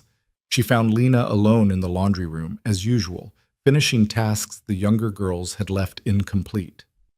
I have something for you. Mara pulled out the carving. Someone wanted you to have this. Lena took it automatically, then froze as she really looked at it. Her fingers traced the star pattern on the blanket, and something cracked in her carefully maintained expression. Where did you get this? Her voice was barely a whisper. From someone who's been searching for you for a very long time. I don't understand. But Lena's hands were shaking, clutching the carving like a lifeline. I've seen this. In dreams, a woman singing, stars on a blanket. But that's not real. Mrs. Grayson says I was born here, that I never had a real family. Mrs. Grayson lied. Mara knelt beside the girl, keeping her voice low. Your real name isn't Lena Grayson. It's Nira Rourke. Your mother's name was Anahita, and she loved you more than life itself. Your father's name is Calder, and he spent 8 years trying to find you. Lena's breathing had gone rapid and shallow. No, that's not... Why would she lie? Because 8 years ago, soldiers attacked your mother's village. They killed many people, including your mother, and they took the children who survived. You were 2 years old. You were brought to Fort Collins first, then to the asylum here. Your father was wounded in the attack. By the time he recovered and started searching, you disappeared into the system. This is insane. But Lena was still clutching the carving, and tears were streaming down her face. If this person, if my supposed father, really exists, why hasn't he come for me? Because until 2 weeks ago, he didn't know where you were. And because walking into Whitlock is dangerous for him, Silas Thorne wants him dead. Understanding flickered in Lena's eyes.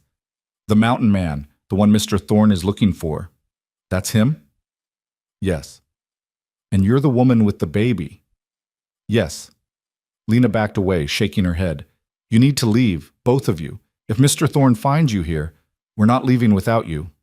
Mara stood, keeping her voice firm. Nira, your father has been searching for you for 8 years. He's not giving up now, but we need your help. We need you to be ready when the time comes to run. I can't just leave. The younger children, they need me. If I disappear, Mrs. Grayson will take it out on them. The fact that Lena's first thought was for the other children, despite her own shock, spoke volumes about the person she'd become. Mara's heart swelled with admiration and grief in equal measure. Then we'll have to make sure she can't, Mara said.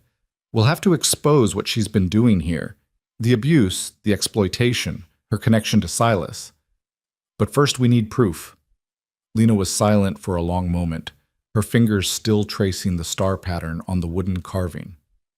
When she finally looked up, There was something new in her eyes.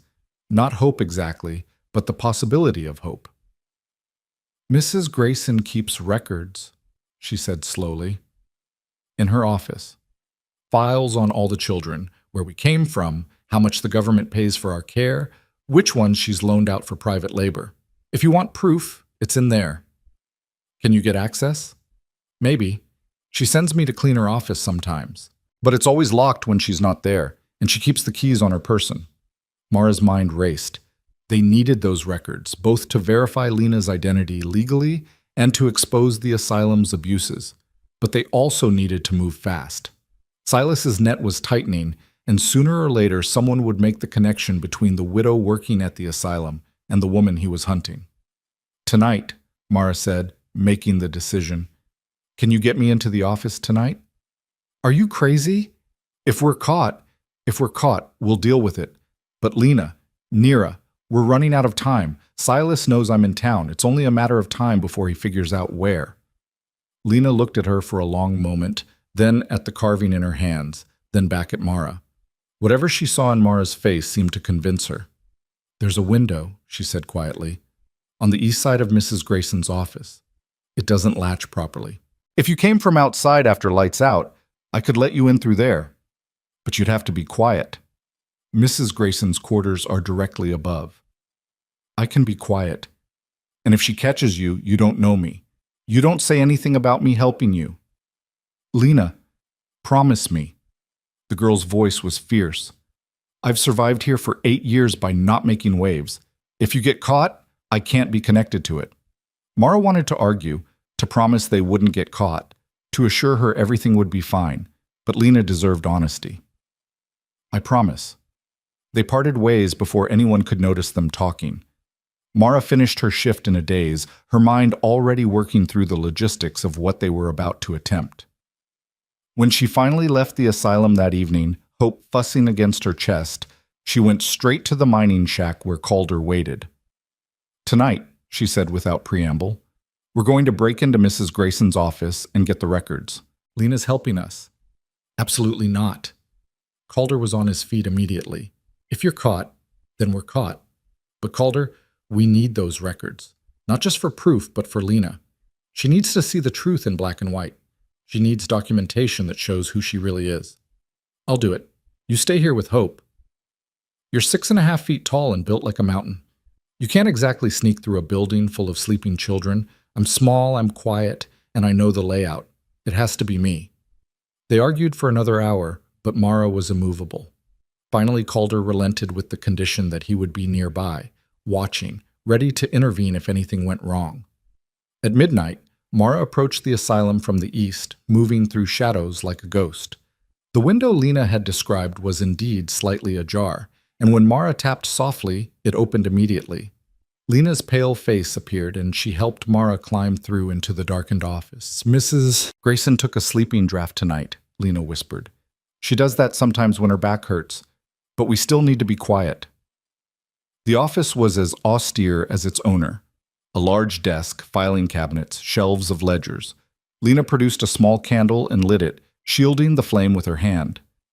"The children's files are in the bottom drawer. She thinks nobody knows, but I've seen her accessing them." They moved to the filing cabinet. The drawer was locked, but Mara had come prepared with a thin piece of metal she'd fashioned from a nail. It took 3 agonizing minutes of fumbling before the lock clicked open. Inside were rows of folders, each labeled with a child's name and a number. Mara's fingers flew through them, searching. There. Lena Grayson, number 247.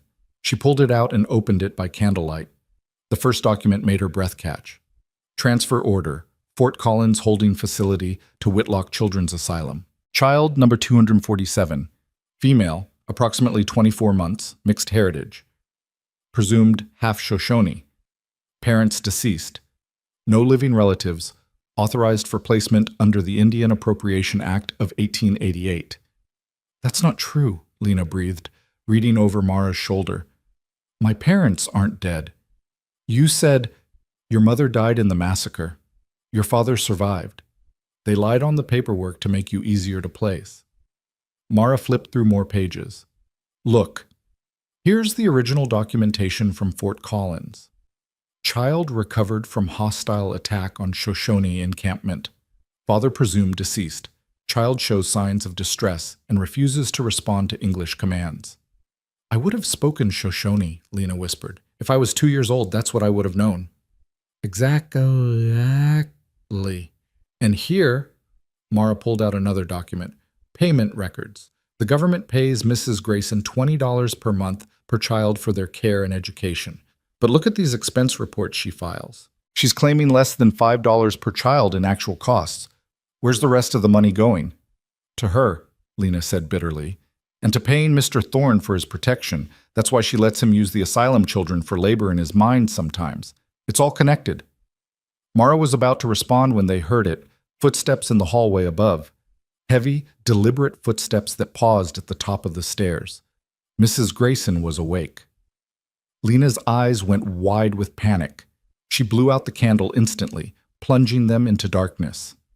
Mara shoved the file inside her dress and eased the filing cabinet drawer closed as quietly as possible. The footsteps started down the stairs. Go, Lena hissed. The window, now! But Mara hesitated. If she left and Mrs. Grayson found Lena in the office, the girl would be beaten, or worse. Come with me, we'll run right now. And go where? I can't leave the others, I told you, and if we both disappear, she'll know I helped you. She'll take it out on them. Lena pushed Mara toward the window. Go. I'll tell her I heard a noise and came to investigate. Just go. Mara wanted to argue, but the footsteps were getting closer. She squeezed Lena's hand once, a promise, a bond, then slipped through the window just as the office door began to open. She landed in the dirt and rolled into the shadows, her heart hammering. Through the window, she could hear Mrs. Grayson's cold voice. What are you doing in here, Lena? I heard a noise, ma'am. Thought someone might be trying to break in. I came to check. In the middle of the night? Without waking me first? I didn't want to disturb you, ma'am. You take so few nights of good sleep as it is. The flattery was calculated, and Mara could almost hear Mrs. Grayson's internal deliberation. Finally, get back to bed, and if you hear noises again, you wake me immediately. Understood? Yes, ma'am. Footsteps retreated. A door closed. And Mara exhaled for what felt like the first time in an hour. She made it back to the mining shack just before dawn, the stolen file clutched against her chest like armor. Calder was pacing like a caged animal, and he nearly crushed her with relief when she appeared. Thank God! I was about to storm that place. We got it. Mara laid out the documents. Everything we need, proof of her identity, proof of Mrs. Grayson's fraud, connections to Silas. It's all here.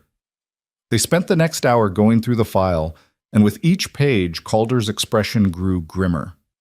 By the time they reached the medical records, which showed multiple injuries to Lena over the years, all attributed to accidents, his hands were shaking with barely contained rage. We get her out tonight, he said flatly. No more waiting, no more planning. Tonight. Calder, we need to think this through. I've thought it through for 8 years. His voice cracked. Every day she's in that place, she's being hurt. Every day I wait is another day I'm failing her. We get her out tonight, and then we run as far and as fast as we can. And Silas?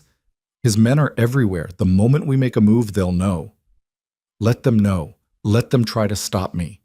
Calder's eyes were ice and fury. I've spent 8 years being careful, being patient, following rules that were designed to keep people like me powerless. No more. Tonight, we stop playing their game. Mara looked at him and saw not just determination, but desperation. He was right at the edge, held together by nothing but willpower and hope. If they didn't move soon, he would break. All right, she said quietly. Tonight. But we do it my way. We get Lena, we get evidence to the sheriff, the real sheriff, not Drummond who's in Silas's pocket, but someone who answers to territorial authority. And we make sure those other children are protected before we disappear. How? A grim smile crossed Mara's face. By making sure that when we leave, the whole town knows what Silas Thorne and his cousin have been doing. By making it impossible for them to hide anymore. She outlined her plan, and with each detail, Calder's expression shifted from despair to determination to something that might have been hope. It was audacious. It was dangerous. It would require perfect timing and more than a little luck.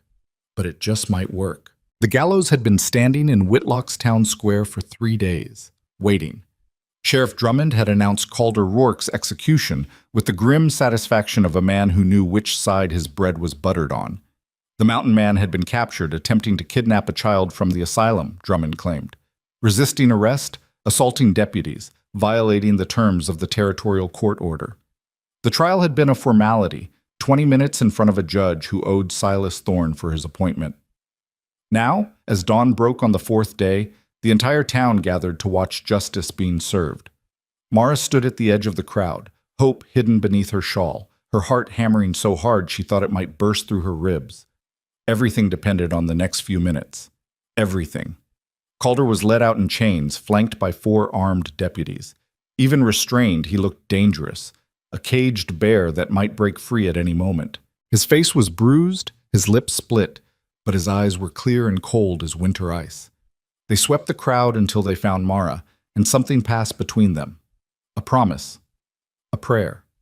Silas Thorne stood on the courthouse steps like a king surveying his domain, resplendent in his expensive suit despite the early hour. Mrs. Grayson stood beside him, severe and satisfied. They'd won, their expressions said. The troublemakers would be eliminated, the natural order restored. They had no idea what was coming. Sheriff Drummond mounted the gallows platform, pulling out a scroll with theatrical flourish. Calder Rourke, you have been found guilty of kidnapping, assault, and resisting arrest. The sentence is death by hanging, to be carried out immediately. Do you have any last words? Calder's voice carried across the silent square. Yeah, I've got words. He turned to face the crowd, and despite the chains, despite the noose waiting behind him, he stood tall and unbroken. 8 years ago, the United States cavalry attacked a peaceful Shoshone village in the mountains north of here. They killed women and children. They burned homes. And they stole the survivors, children too young to remember their real names, their real families. Those children were processed like livestock and distributed to institutions across the territory. One of those children ended up here, in Whitlock, in an asylum run by Mrs. Grayson. A murmur rippled through the crowd. Mrs. Grayson's face flushed red. This is preposterous. Sheriff, silence him. But Drummond hesitated. Something in Calder's voice commanded attention, and the crowd was listening now, hungry for scandal. That child was my daughter, Calder continued. Nera Rourke. She was 2 years old when they took her. Her mother, my wife, was shot dead trying to protect her. I spent 8 years searching every orphanage, every fort, every church placement agency. And I finally found her. Here, being worked like a slave under a false name. Lies, Mrs. Grayson shrieked. All lies. This savage is trying to... Then explain this. Mara's voice rang out as she pushed through the crowd. She'd been waiting for this moment, for the exact right time to strike. She held up the stolen file, papers fluttering in the morning breeze. Explain why your records show a child transferred from Fort Collins with no name, no family, no history. Explain why the government pays you $20 per month per child, but your expense reports show you spending less than $5. Explain why there are medical records documenting injuries that you claim were accidents, but that any doctor would recognize as abuse. The crowd's murmur grew louder. Mara saw faces she recognized, shopkeepers, miners, farmers, people who'd turned away when her daughter was auctioned, but who might find a spine when confronted with evidence of something even they couldn't ignore. Silas stepped forward, his cane clicking against the wooden steps. That woman is a wanted criminal. She's in league with this murderer. Sheriff, arrest her immediately. On what charge? Mara shot back. Having my baby stolen and sold to pay debts I never incurred? Or is the real crime daring to stand up to you? You're hysterical, clearly unfit. I'm not the one running an asylum where children are beaten and starved. Mara turned to address the crowd directly. How many of you have seen those children working in town? How many of you noticed they're too thin, too quiet, too scared? How many of you looked away because it was easier than asking questions? The silence that fell was damning. Mara saw shame on some faces, anger on others. She pressed her advantage. Mrs. Grayson is Silas Thorne's cousin. She runs the asylum. He provides protection. Together, they've been exploiting government funds meant for orphans and using the children as cheap labor for his mines. It's all documented in these records. Every fraudulent expense report, every payment under the table, every child loaned out for work that should have been paid wages. Enough! Silas's composure finally cracked. He gestured sharply to his men scattered throughout the crowd. Take her, take the child, and proceed with the execution. Now! 3 of Silas's hired thugs started toward Mara, but the crowd had begun to shift. Uncertain, angry, no longer unified in their passive complicity. Someone blocked the thugs' path. Margaret Chen, the Chinese laundress who'd helped Mara escape weeks ago. Let her speak, Margaret said firmly. Get out of the way, woman, one of the thugs growled. No. And then, astonishingly, old Mr. Peterson from the general store stepped up beside Margaret. Then the blacksmith. Then Dutch, who'd apparently ridden into town at dawn with a dozen trappers and hunters at his back. The crowd was fracturing, choosing sides, and Silas could see his control slipping away. This is rebellion, he shouted. Sheriff, restore order! But Drummond was looking at his deputies, seeing the same uncertainty in their faces that filled the square. This wasn't a simple execution anymore. This was something that could tear the town apart, and lawmen knew when they were on the wrong side of history. That's when Lena appeared. She stepped out from the asylum building at the edge of the square, and behind her came the other children, 37 of them, ranging from 6 to 15 years old. They moved in silent formation, and every single one of them carried something, proof, evidence.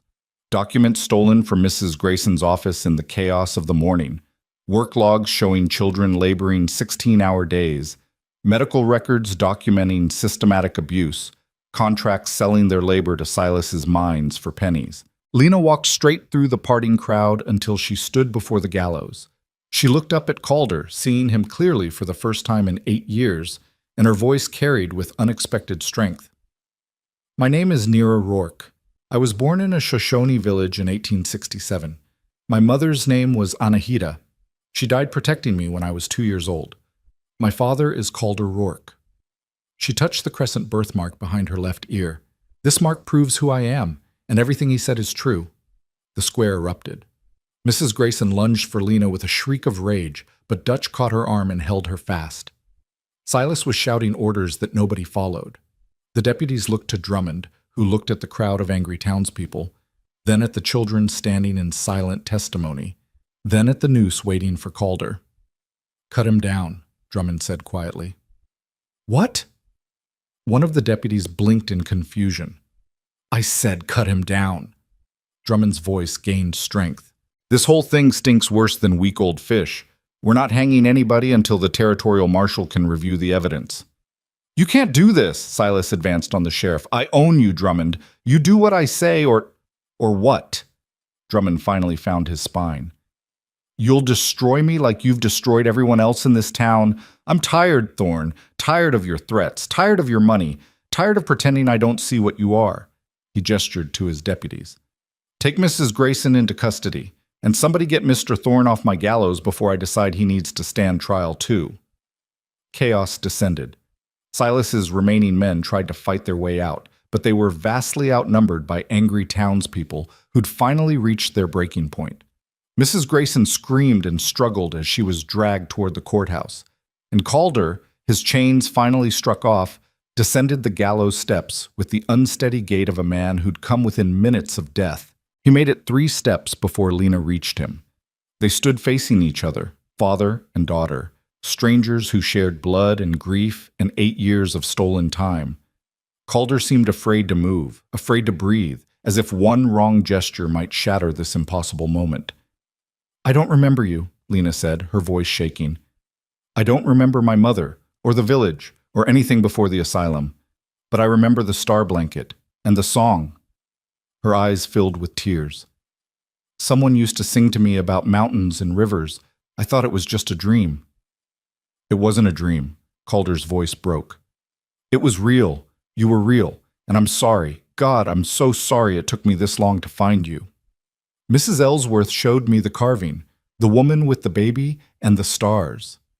Lena pulled it from her pocket, and it was worn smooth from being held. Was that my mother? Yes. Anahita. She loved you more than anything in this world. We both did. We do. Calder's hands flexed at his sides, clearly desperate to reach for her but afraid of rejection. I know I'm a stranger to you. I know I can't just expect you to. Lena stepped forward and wrapped her arms around him. It was tentative at first, uncertain, but then Calder's arms came around her and he held his daughter like she might disappear if he let go. His whole body shook with sobs he'd held back for 8 years, and Lena clung to him just as tightly, crying for a mother she couldn't remember and a father she'd never thought she'd find. Mara watched through her own tears, hope pressed against her heart. Around them, the square had gone quiet. Even the most hardened miners seemed moved by the reunion unfolding before them. But the moment couldn't last. Not yet. Silas Thorne had retreated to the edge of the crowd, his face purple with rage. Mara saw him gesture to someone in the shadows, one of his men who hadn't been caught up in the melee. She saw the glint of metal as the man drew his pistol, aiming at Calder's unprotected back. "Gun!" Mara screamed. Everything happened at once. Calder spun, pushing Lena behind him. The gunman fired, and the shot went wide as Dutch tackled him from the side. But 2 more of Silas's men emerged from the crowd, weapons drawn, and suddenly the square was erupting into violence. Mara grabbed Lena and pulled her down as bullets flew overhead. Hope was screaming, and people were running in all directions, trying to find cover. She saw Calder drop and roll, coming up with a pistol he'd taken from one of the fallen deputies. He returned fire with lethal accuracy, dropping one of Silas's men with a shot to the shoulder. "Get the children to safety!" someone shouted, probably Drummond. The asylum children scattered like startled birds, seeking shelter in doorways and behind wagons. Through the chaos, Mara saw Silas mounting his horse, clearly intending to flee while his men provided cover. She couldn't let him escape. Everything they'd done, all the risk and pain and fear, would be for nothing if Silas slipped away to plot revenge from some distant city. Without thinking, Mara thrust Hope into Lena's arms. "Get her somewhere safe, please!" Before Lena could respond, Mara was running. She dodged through panicked townspeople and vaulted over an overturned fruit cart, her eyes locked on Silas's retreating form. He was heading for the alley beside the courthouse, where his black carriage waited. Mara had always been fast. Years of hauling water and chopping wood had given her a wiry strength that belied her size. She caught up to Silas just as he reached his carriage, grabbed his coat, and hauled backward with all her might. Silas stumbled, caught off guard. He spun with his cane raised like a weapon, and Mara barely dodged the silver-topped head as it whistled past her ear. "You stupid girl!" Silas snarled. "Do you have any idea what you've cost me? I will destroy you. I will destroy everyone you love. You'll do nothing." Mara's voice was ice. "Because you're finished, Silas. Your cousin is in custody. Your men are scattered. And the whole town just watched you try to murder a man on the gallows in front of his daughter. You're done." "You think this ends here?" Silas laughed, high and slightly manic. "I have friends in the territorial government. I have judges in my pocket. I have resources you can't imagine. This is a minor setback, nothing more. In 6 months, I'll own this town again. And when I do, I'll make sure you watch me take that baby of yours and sell her to the highest bidder. Then I'll do the same with the breed girl. Then I'll—" The gunshot cut him off. Silas looked down in shock at the spreading red stain on his chest, then up at Mara. But she wasn't holding a gun. She turned to see Lena standing at the mouth of the alley, Hope secured against her chest with one arm, a smoking rifle in her other hand. "Nobody threatens my family," Lena said quietly. Silas collapsed against his carriage, the life draining from his eyes. His last expression was one of utter disbelief that he, untouchable, powerful Silas Thorne, could be brought down by a half-Shoshone girl he'd treated as property. Then he was gone. Mara ran to Lena and took Hope, checking frantically to make sure her daughter was unharmed. Lena lowered the rifle with shaking hands, staring at what she'd done. "I killed him," she whispered. "I killed a man." "You protected your family," Calder said, appearing at her side. He gently took the rifle from her hands. "And you saved Mara's life. That's not murder, that's justice. The law won't see it that way. The law will see what the witnesses say they saw." Drummond emerged from the chaos of the square, surveying the scene with weary eyes. and what I saw was a young woman defending herself and others from a man who was threatening violence after orchestrating an illegal execution. Self-defense, clear as day. Anyone here see it different? Margaret Chen appeared along with Dutch, Sura, and a dozen other townspeople. One by one, they shook their heads. They'd all seen Silas's threats. They'd all heard his confession of future crimes. They would all testify that Lena had acted in defense of innocent lives. Besides, Drummond added, looking at Silas's body without much remorse, territorial marshals been wanting an excuse to investigate Thorne's operations for years. This just saved everyone the trouble of a trial. The real question is what happens now. Now? Mara looked at the square where order was slowly being restored. The asylum children were being gathered and comforted. Mrs. Grayson was locked in a cell, still shrieking about injustice. Silas's surviving men were either under arrest or had fled into the mountains. Now we start over. Those children need somewhere to go, Tsura said quietly. The asylum should be shut down, but they can't just be turned out onto the streets. There are proper orphanages, Margaret said. In Denver, in Salt Lake. Places where they'll actually be cared for, not exploited. And the government money that was supposed to be going to their care? Dutch raised an eyebrow. Maybe it should actually go to their care this time. Set up a proper system, with oversight. That'll require someone to stay and make sure it happens, Drummond pointed out. Someone the children trust. Someone who knows what they've been through. All eyes turned to Lena. She looked startled, then thoughtful. I can't stay here. Can I? She looked at Calder. I just found you. I don't want to... You don't have to stay forever, Calder said. But those children need you right now. They need someone who understands, who can speak for them, who can make sure the people who come next actually care about them. He glanced at Mara, a question in his eyes. Mara understood immediately. We'll stay, for a while, until things are settled, until we know the children are safe and the new system is working. And then? Lena asked. Then you decide, Calder said simply. You're not my property, Nira. You're my daughter, but you're also your own person. You've been making your own decisions for 8 years. I won't take that away from you now. If you want to come with us to the mountains, you're welcome. If you want to stay here and build something new, we'll support that. If you want to go somewhere else entirely and start fresh, we'll help however we can. The choice is yours. Tears spilled down Lena's cheeks. I don't know what I want. Everything's changed so fast. Then take your time figuring it out. Mara touched her shoulder gently. We're not going anywhere. Not yet.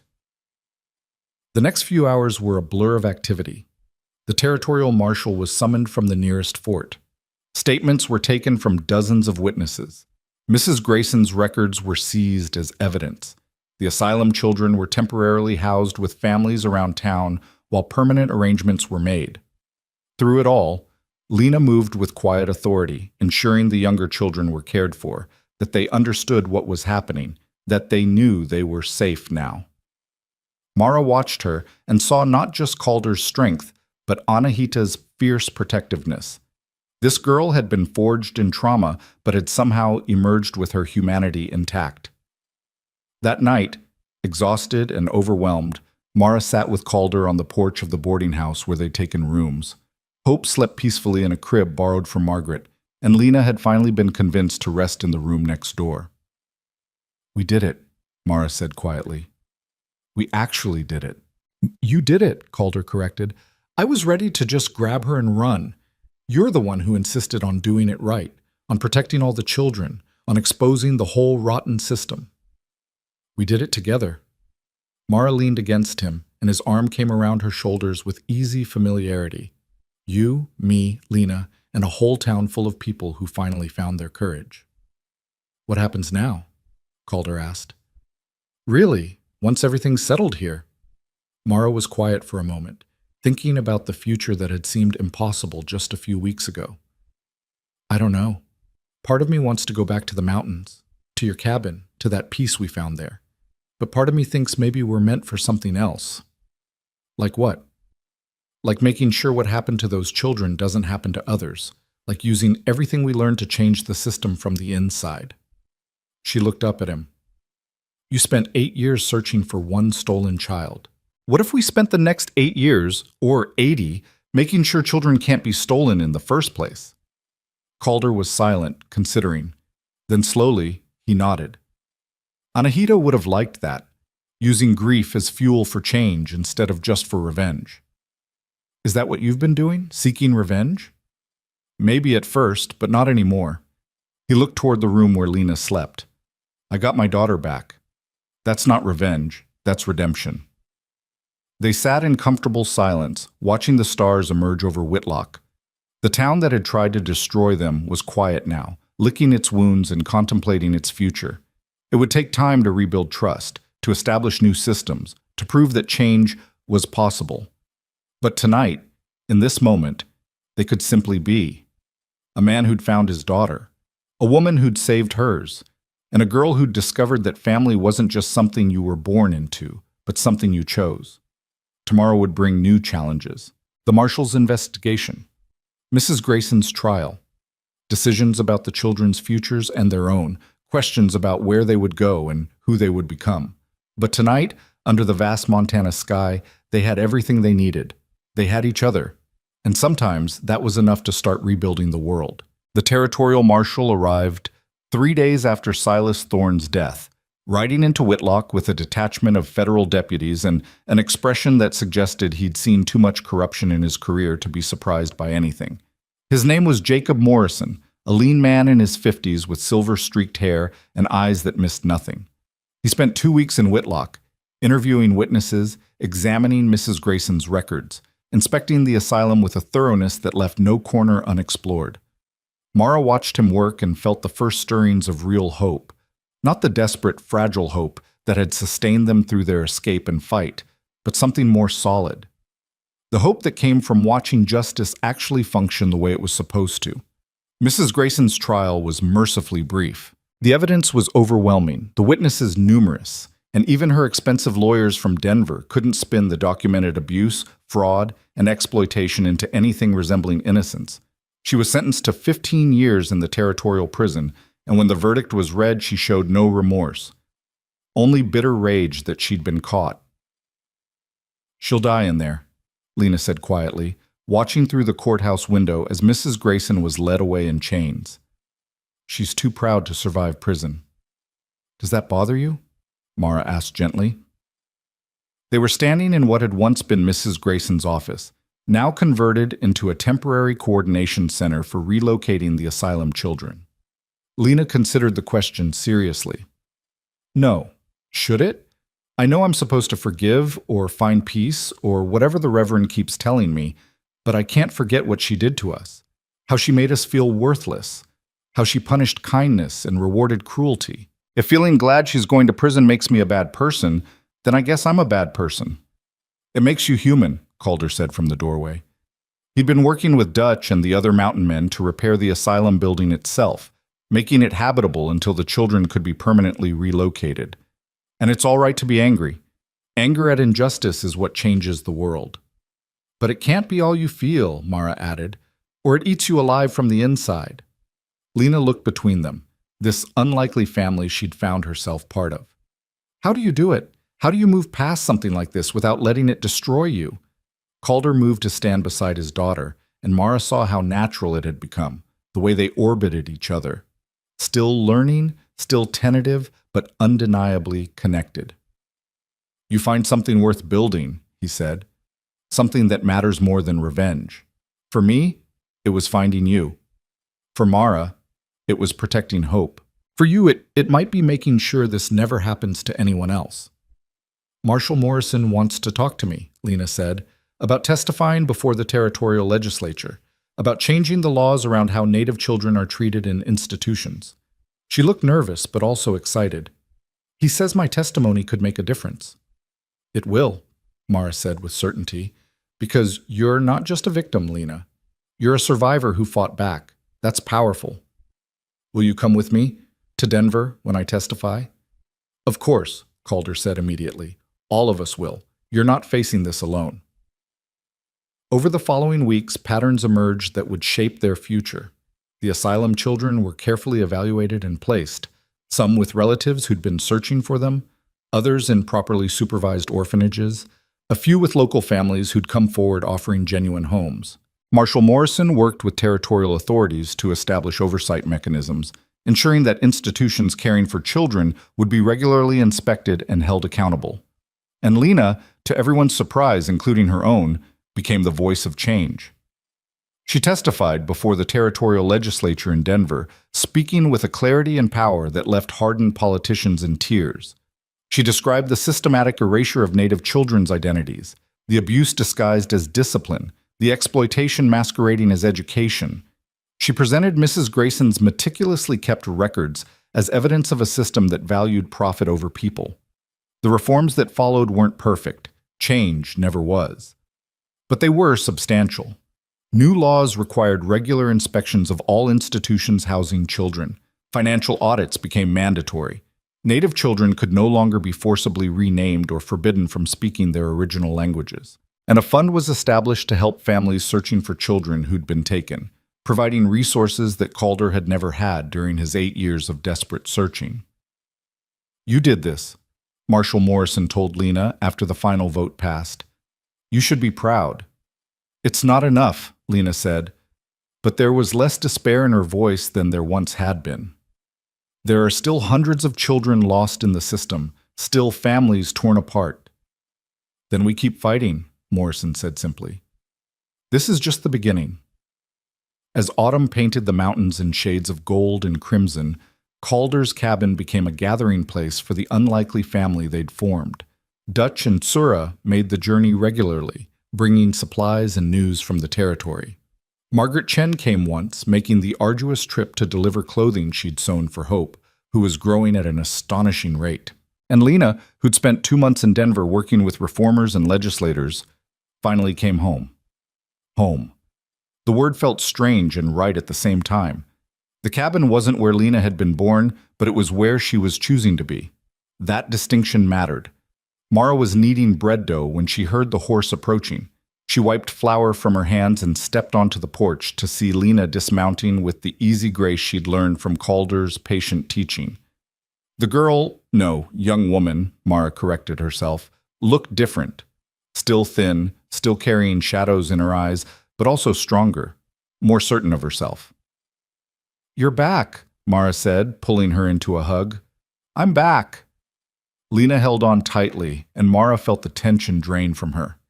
"Is he here?" "Out by the stream with Hope. She's learning to walk and keeps falling in the mud. He's convinced she's going to be a great tracker someday." Lena laughed, and the sound was beautiful. She headed toward the stream, and Mara watched her go, marveling at the transformation. 4 months ago, this girl had been a frightened, abused child who'd learned not to hope. Now she was becoming someone who could change the world. Calder looked up when Lena appeared, and the smile that crossed his scarred face was worth more than all the gold in his saddlebags. Hope, covered head to toe in mud, shrieked with delight at seeing Lena and toddled forward with her arms outstretched. Lena caught her, mud and all, and spun her around. "Look at you! You're so big!" "Da!" Hope announced proudly, pointing at Calder. It was her favorite word lately, applied to both Calder and random objects with equal enthusiasm. "That's right," Lena said, carrying Hope over to where Calder stood. "That's your da, and mine too, apparently." There was still awkwardness in how she said it, still uncertainty. But there was also acceptance, and that was everything. "How was Denver?" Calder asked, falling into step beside her as they walked back toward the cabin. "Exhausting. Frustrating. Important." Lena shifted Hope to her other hip. "The reforms passed, but there's so much resistance. So many people who think we're being too soft on the Indian problem or that we're interfering with states' rights." She sighed. "Marshall Morrison says change takes time, but I want it to happen now. I want every child to be safe today, not in 10 years. "That's because you have your mother's heart," Calder said quietly. Anahita was the same way, couldn't stand injustice, couldn't walk away from someone in need. It's what made her great. It's also what got her killed. They walked in silence for a moment, and then Lena asked, "Do you think about her, still?" "Every day. But it doesn't hurt the way it used to." Calder's voice was thoughtful. "Finding you, building this—" He gestured at the cabin, at Mara, visible through the window, at the life they'd created. It doesn't replace what I lost, but it proves that you can survive losing everything and still find reasons to keep living. I want to go back, Lena said suddenly, to the place where it happened, where she died. Will you take me? Calder stopped walking. Nearer that place? There's nothing there anymore. The village was burned. The bodies were buried by missionaries who came through months later. It's just empty ground. But it's where she was. Where I was. Where we were a family. Lena's voice was steady. I don't remember it, but I need to see it. I need to know where I came from before I can decide where I'm going. Understanding crossed Calder's weathered face. When do you want to go? Before the first snow, while the pass is still clear. Then we'll go, all of us. He looked toward the cabin. Mara should see it too. She's part of this family now. She should know the whole story. They made the journey 2 weeks later, when the aspens were dropping their golden leaves and the air carried the sharp promise of winter. It took 3 days of hard riding to reach the valley where the massacre had occurred, and with each mile, Mara felt Calder growing quieter, more withdrawn, pulling into himself the way he had when she'd first met him. But Lena rode beside him, steady and present, and Mara realized that the girl was doing for her father what he'd done for her, providing an anchor, a reason to face the pain instead of running from it. The valley was beautiful in a way that made the tragedy that had occurred there even more obscene. A river ran through it, crystal clear and cold. Mountains rose on all sides, their peaks already dusted with early snow. The ground was covered in wildflowers gone to seed, and elk grazed in the meadows without fear. Nothing remained of the village. The burned lodges had rotted away or been reclaimed by the forest. The missionaries' grave markers had fallen and been covered by vegetation. If you didn't know what had happened here, you'd think it was just another pristine mountain valley, untouched by human hands. Calder dismounted slowly, his movements stiff, and stood looking at a spot near the river where a few fire-blackened stones still marked where a lodge had once stood. This was ours, he said, mine and Anahita's. We built it the autumn after Nero was born. Anahita wanted it close to the water because she said babies should grow up hearing the river's song. His voice cracked. She died right there, protecting the door. They had to step over her body to get to you. Lena slid down from her horse and walked to the spot he'd indicated. She knelt, placing her hand on the earth, and closed her eyes. Mara watched, holding Hope close, and saw tears streaming down the girl's face. I'm sorry I don't remember you, Lena whispered. I'm sorry I can't picture your face or recall your voice, but I promise you I won't forget again. I promise your death meant something. The wind picked up, carrying the scent of pine and river water, and Mara could have sworn she heard something in it, a woman's voice singing the mountain song Calder had taught her. She looked at Calder and saw that he heard it too, his face tilted toward the sky, tears cutting clean tracks through the dust on his cheeks. They stayed until sunset, Calder telling stories of Anahita, of their life together, of the Nera that had been before soldiers in asylums and lost years. He showed Lena where she'd taken her first steps, where Anahita had taught her to identify edible plants, where they'd planned to build a bigger lodge for the family they'd hoped to grow. And slowly, painfully, those lost years began to have context. Lena couldn't remember them, but now she knew them. They were real, they were part of her, and they couldn't be taken away again. As night fell, they made camp in the valley and around the fire. Calder taught Lena the proper words to the mountain song. Her pronunciation was rough, 8 years removed from speaking Shoshone, but she persisted until she had it. Then they sang it together, father and daughter, while Mara held hope and felt something sacred happening in this place of grief. This was how healing happened, she realized. Not by forgetting, but by remembering and choosing to build something new from the ruins. The journey back to the cabin took 4 days because they traveled slowly, stopping to camp early and talking late into the nights. Lena had questions, hundreds of them, about her mother, her heritage, her first 2 years of life. Calder answered them all with a patience and thoroughness that spoke of how long he'd been waiting for this opportunity. And Mara, listening to their conversations while Hope dozed in her arms, fell deeper in love with this strange, broken, healing man who'd saved her life. It wasn't a fairy tale kind of love. There were no grand declarations or sweeping gestures, It was quieter than that, more solid. It was the way he automatically made sure she had the warmest place by the fire. The way he'd learned to anticipate Hope's needs almost as well as she could. The way he looked at her sometimes when he thought she wasn't watching, with a mixture of wonder and gratitude that made her heart ache. On the last night before they reached the cabin, after Lena had fallen asleep and Hope was nestled in her blankets, Calder sat beside Mara and took her hand. "I need to tell you something," he said quietly. Mara's heart lurched. "That sounds ominous." "Not ominous, just important." He turned to face her fully. "When I rode into Whitlock that day, I thought I was just repaying a debt. You'd saved my life once, so I'd save yours. Simple transaction, but somewhere along the way it stopped being about debt and started being about something else." "What?" Mara's voice was barely a whisper. "Family, choice, love." He stumbled over the last word but pushed through. "I loved Anahita. I'll always love her. But she's gone, and I'm still here. And so are you. And what I feel for you, it's different from what I felt for her, but it's no less real." Mara felt tears prick her eyes.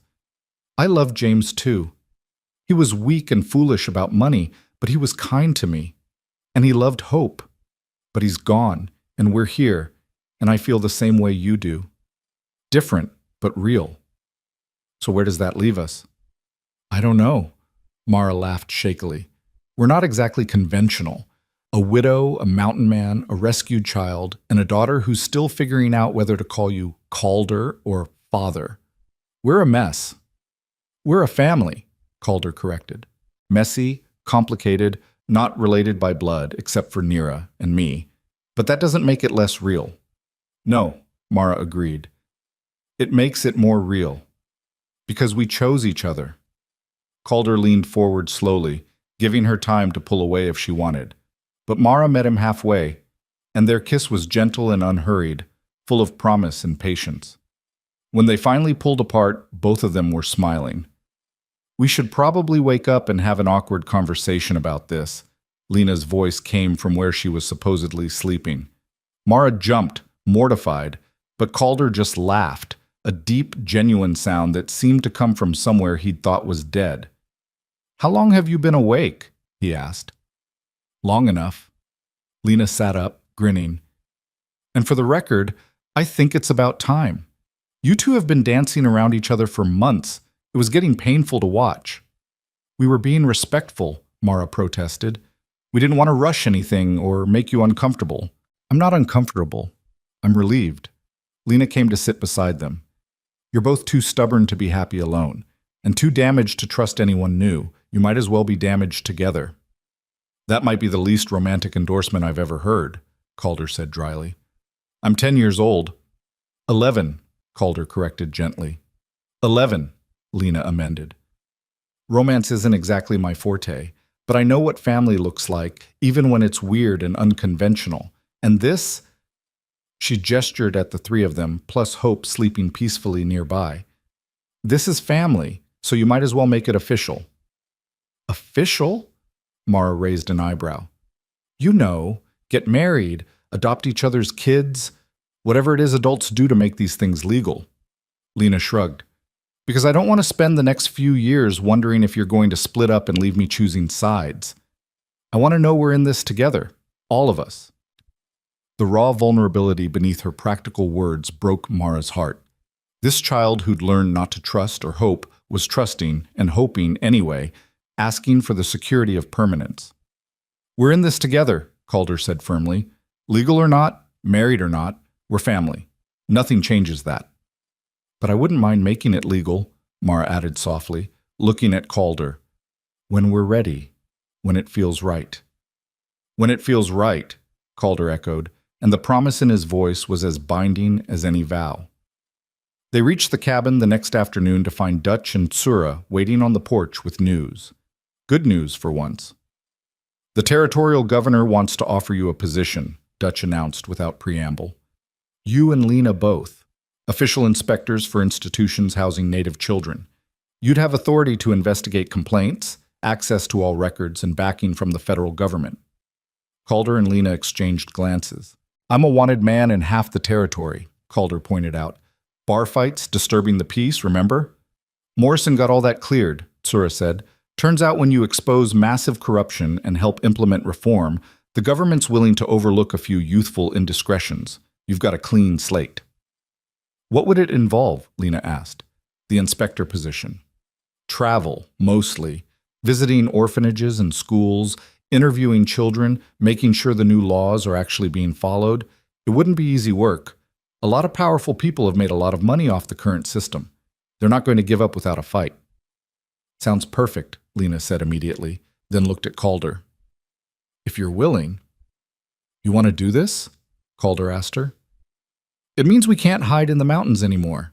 It means being visible, being targets, dealing with bureaucracy and politicians and all the things we came up here to escape. Yes, Lena said firmly, because hiding in the mountains doesn't change anything, and I'm tired of running from what happened to me. I want to make sure it can't happen to anyone else. Calder looked at Mara, a question in his eyes. What do you think? Mara considered. The cabin was beautiful, the mountains were peaceful, and part of her wanted nothing more than to retreat here with her chosen family and let the world solve its own problems. But she'd been running when Calder found her, desperate and defeated, and he'd given her something more valuable than safety. He'd given her the chance to fight back. I think we do it, she said. We accept the positions. We travel when we need to, but we keep the cabin as home base, somewhere to return to when the world gets too heavy. And I come with you. I'm not sitting safe at home while you two charge into danger. What about Hope? Calder asked. She comes too. She'll learn young that family means standing together, fighting for what's right, protecting those who can't protect themselves. Mara smiled. Besides, she needs to know the full story someday. She should be able to say she was there when things changed. Dutch grinned. Should I tell the governor you accept? Tell him we accept, Calder said, with conditions. We work as a unit, all three of us, plus Mara and Hope. We have final say over which cases we investigate, and we report directly to Morrison, not some politician who might be compromised. He'll agree, Dutch said confidently. You're heroes, whether you like it or not. The territory needs heroes right now. After Dutch and Tsura left, promising to return in a month with official paperwork and assignments, the four of them sat on the cabin porch watching the sun set over the mountains. Hope dozed in Mara's lap, exhausted from the long journey. Lena leaned against Calder's shoulder, comfortable in a way that had seemed impossible just months ago. And Calder's arm was around Mara, solid and warm and real. Are we sure about this? Lena asked quietly. Once we start, there's no going back. We'll have enemies, people who want to preserve the system that benefits them. It could be dangerous. It's already dangerous, Mara pointed out. We've been nearly killed 6 times in the last few months. At least this way, we're doing something that matters. Your mother would be proud, Calder told Lena. Anahita believed in fighting for what was right, even when it was hard. Especially when it was hard. You have her courage. I have her stubbornness, you mean, Lena said, but she was smiling. And yours too, apparently. We're all too stubborn to know when to quit. Good, Mara said. The world needs stubborn people. Compliant people don't change anything. They sat in comfortable silence as the stars began to emerge one by one in the darkening sky. Somewhere in the forest, a wolf howled, and another answered. The river sang its endless song, and in the cabin behind them, a fire burned warm and bright. Winter came early that year, blanketing the mountains in snow and making travel impossible for months. But they didn't mind. They spent the long winter preparing for the work ahead, Calder teaching Lena to track and survive in wilderness, Mara organizing their documentation and building a system for tracking cases, all of them learning to be the family they'd accidentally become. Hope took her first real steps in the snow, shrieking with delight as she fell face first into a drift. Lena taught her the mountain song in Shoshone, mangling the pronunciation but getting better each day. Calder carved toys for her, a horse, a bear, a bird that looked suspiciously like the one Mara wore around her neck. And on a clear February morning, with Dutch and Tsura as witnesses, Calder and Mara were married by a traveling preacher who'd somehow made it through the snow to perform weddings for isolated mountain families. It was a simple ceremony, no fancy clothes or elaborate preparations. But when Calder slipped a ring onto Mara's finger, carved from wood, and inlaid with a pattern of stars. She knew it was more binding than any gold band could ever be. "Family," he said simply. "Family," she echoed, and Lena, holding Hope and watching with eyes that still held shadows but also held light, smiled and added her own quiet affirmation. Family. Spring came with the rush of snowmelt and the return of green to the mountains. With it came Marshall Morrison, riding up to the cabin with their official credentials and their first assignment. An orphanage in Wyoming had been accused of abuse. Children had disappeared from its rolls without explanation.